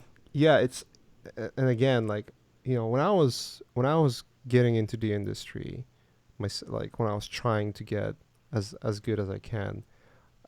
You know, I had some moments where I was kind of like stupid, and I did make my own mistakes, like talk to people like, oh, I fucking hate this and hate that. Like I was that kind of person too, but you know, I changed that like as soon as I noticed it, and like you have to notice that in yourself. Here's the thing, the person you're talking down to, it might be a person you're gonna work with, or it might be a person that will be deciding whether you're gonna get hired or not. Yes. Be careful. This is a small industry, especially within the professional artists. And so like I never talk bad about people. I try not to talk bad about people. Like there are circles. We just chat about it together in our chats. I mean, there are certain situations that happen in the industry, like someone's an asshole, and the rumors kind of spread. You know, and you sometimes you just have to like, you know, take it with a grain of salt, because like if you're not there, you don't know. It's true. But it's like, generally speaking, like just overall being nice will get you better results. Like, because again, it just comes down to like, if you have time to be to be a hater, then like what are you doing with your life? Yeah. That's the basic concept. Like spend that energy elsewhere. Yeah, baby. And I think a lot of people and I would imagine almost everybody here is not one of those people. But yeah, but because the people that would be doing that are too busy being fucking assholes. They wouldn't listen to this stuff. Yeah, So, it's but I true. mean, but yeah, I agree, and I think it's just like I treat it almost like it's like you're going to somebody's house.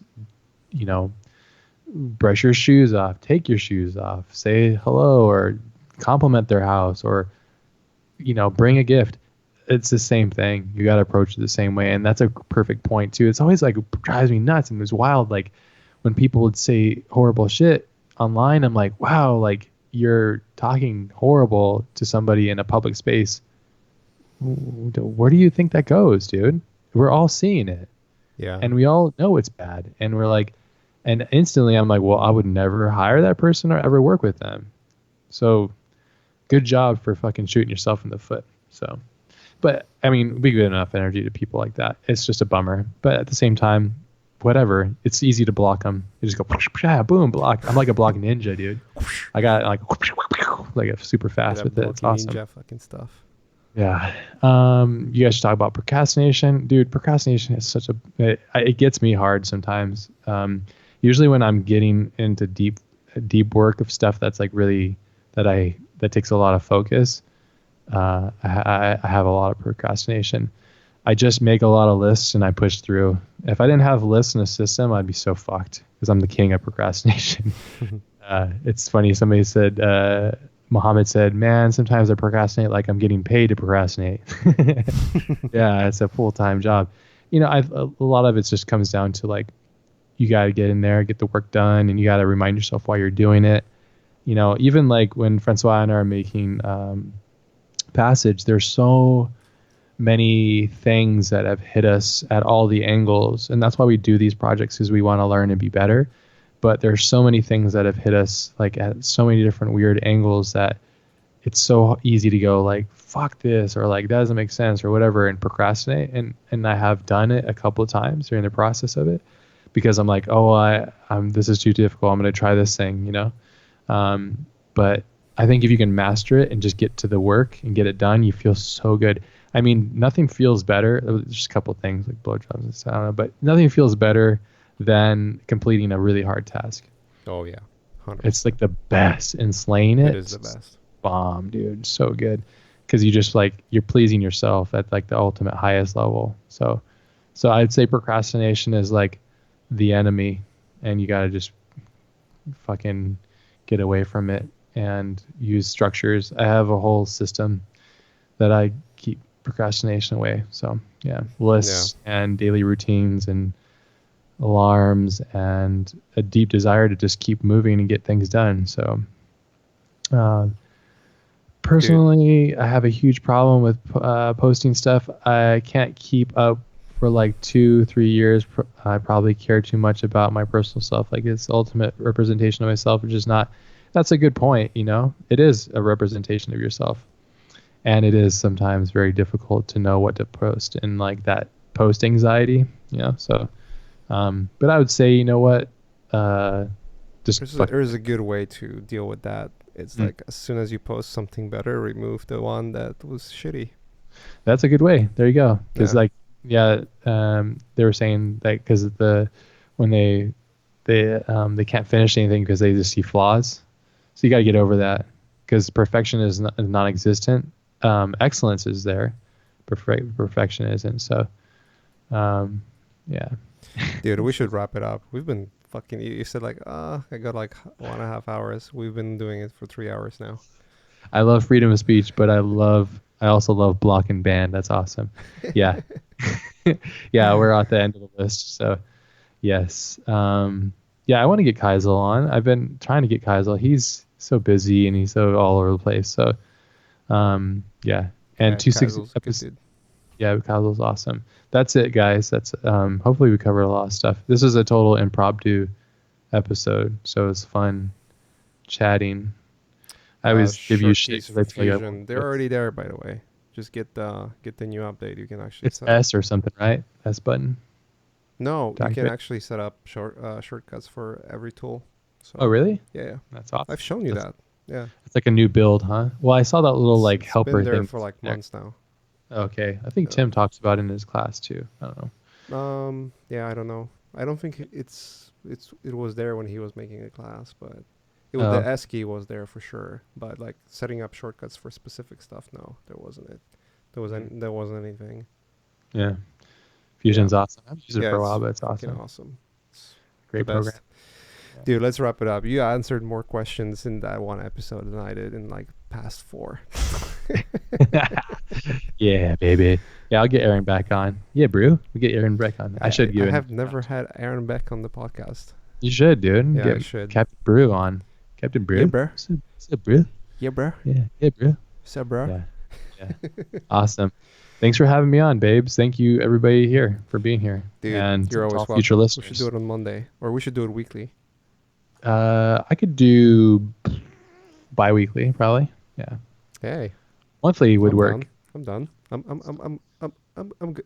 I'm good. Monthly Yeah. I can commit to. Yeah. So, Yeah, we'll talk about it. maybe I'm trying to force myself to, well, not force myself, but like I promised myself to give stop it looking a at try, and Pornhub. yeah, and do it weekly. I think it's like a good, it's like a good habit to have, I think, because I really enjoy having a podcast, and It's good. yeah, It's healthy. it's just like it's for me, it's like you said, you've been freelancing. When I was in studio, you were freelancing, and I asked you like why you're doing a podcast. Like that was way back when we were just like talking on podcasts. We Dating. weren't even friends Yeah. back then, and you said, it's like for me it's an opportunity to talk with people. So like Yeah. Yeah. Because my wife is like, shut the fuck up. I don't care about renders and shit. You know? yeah. Yeah. It's so important. Funny shit. All right, guys, let's wrap it up. Thanks for everyone Okay. who joined this. Yeah. Nice today. hair, dude. It looks exactly the same. I know. That's Awesome. the whole purpose of doing it. 4:30 a.m. Flows. I have to wake up for like 4 hours. It's gonna be rough. Nice. Have fun. Awesome. Yeah. Anyways, thanks guys for joining, and Yes. thanks for listening. Whoever's listening it afterwards. Yeah. If you enjoy the show, subscribe. Leave a like, leave a comment. I just subscribed. Whatever. You did? Hell Yeah. yeah. Dude, I just helped you hit 32,000. I'm joking. I'm gonna have Jonathan Berube next on Monday, and then we'll see what's up. All right, guys, take care. Have a good night. Have a good day. Have a good morning, wherever you are, and I'll see you next time. Peace out, fools. Peace.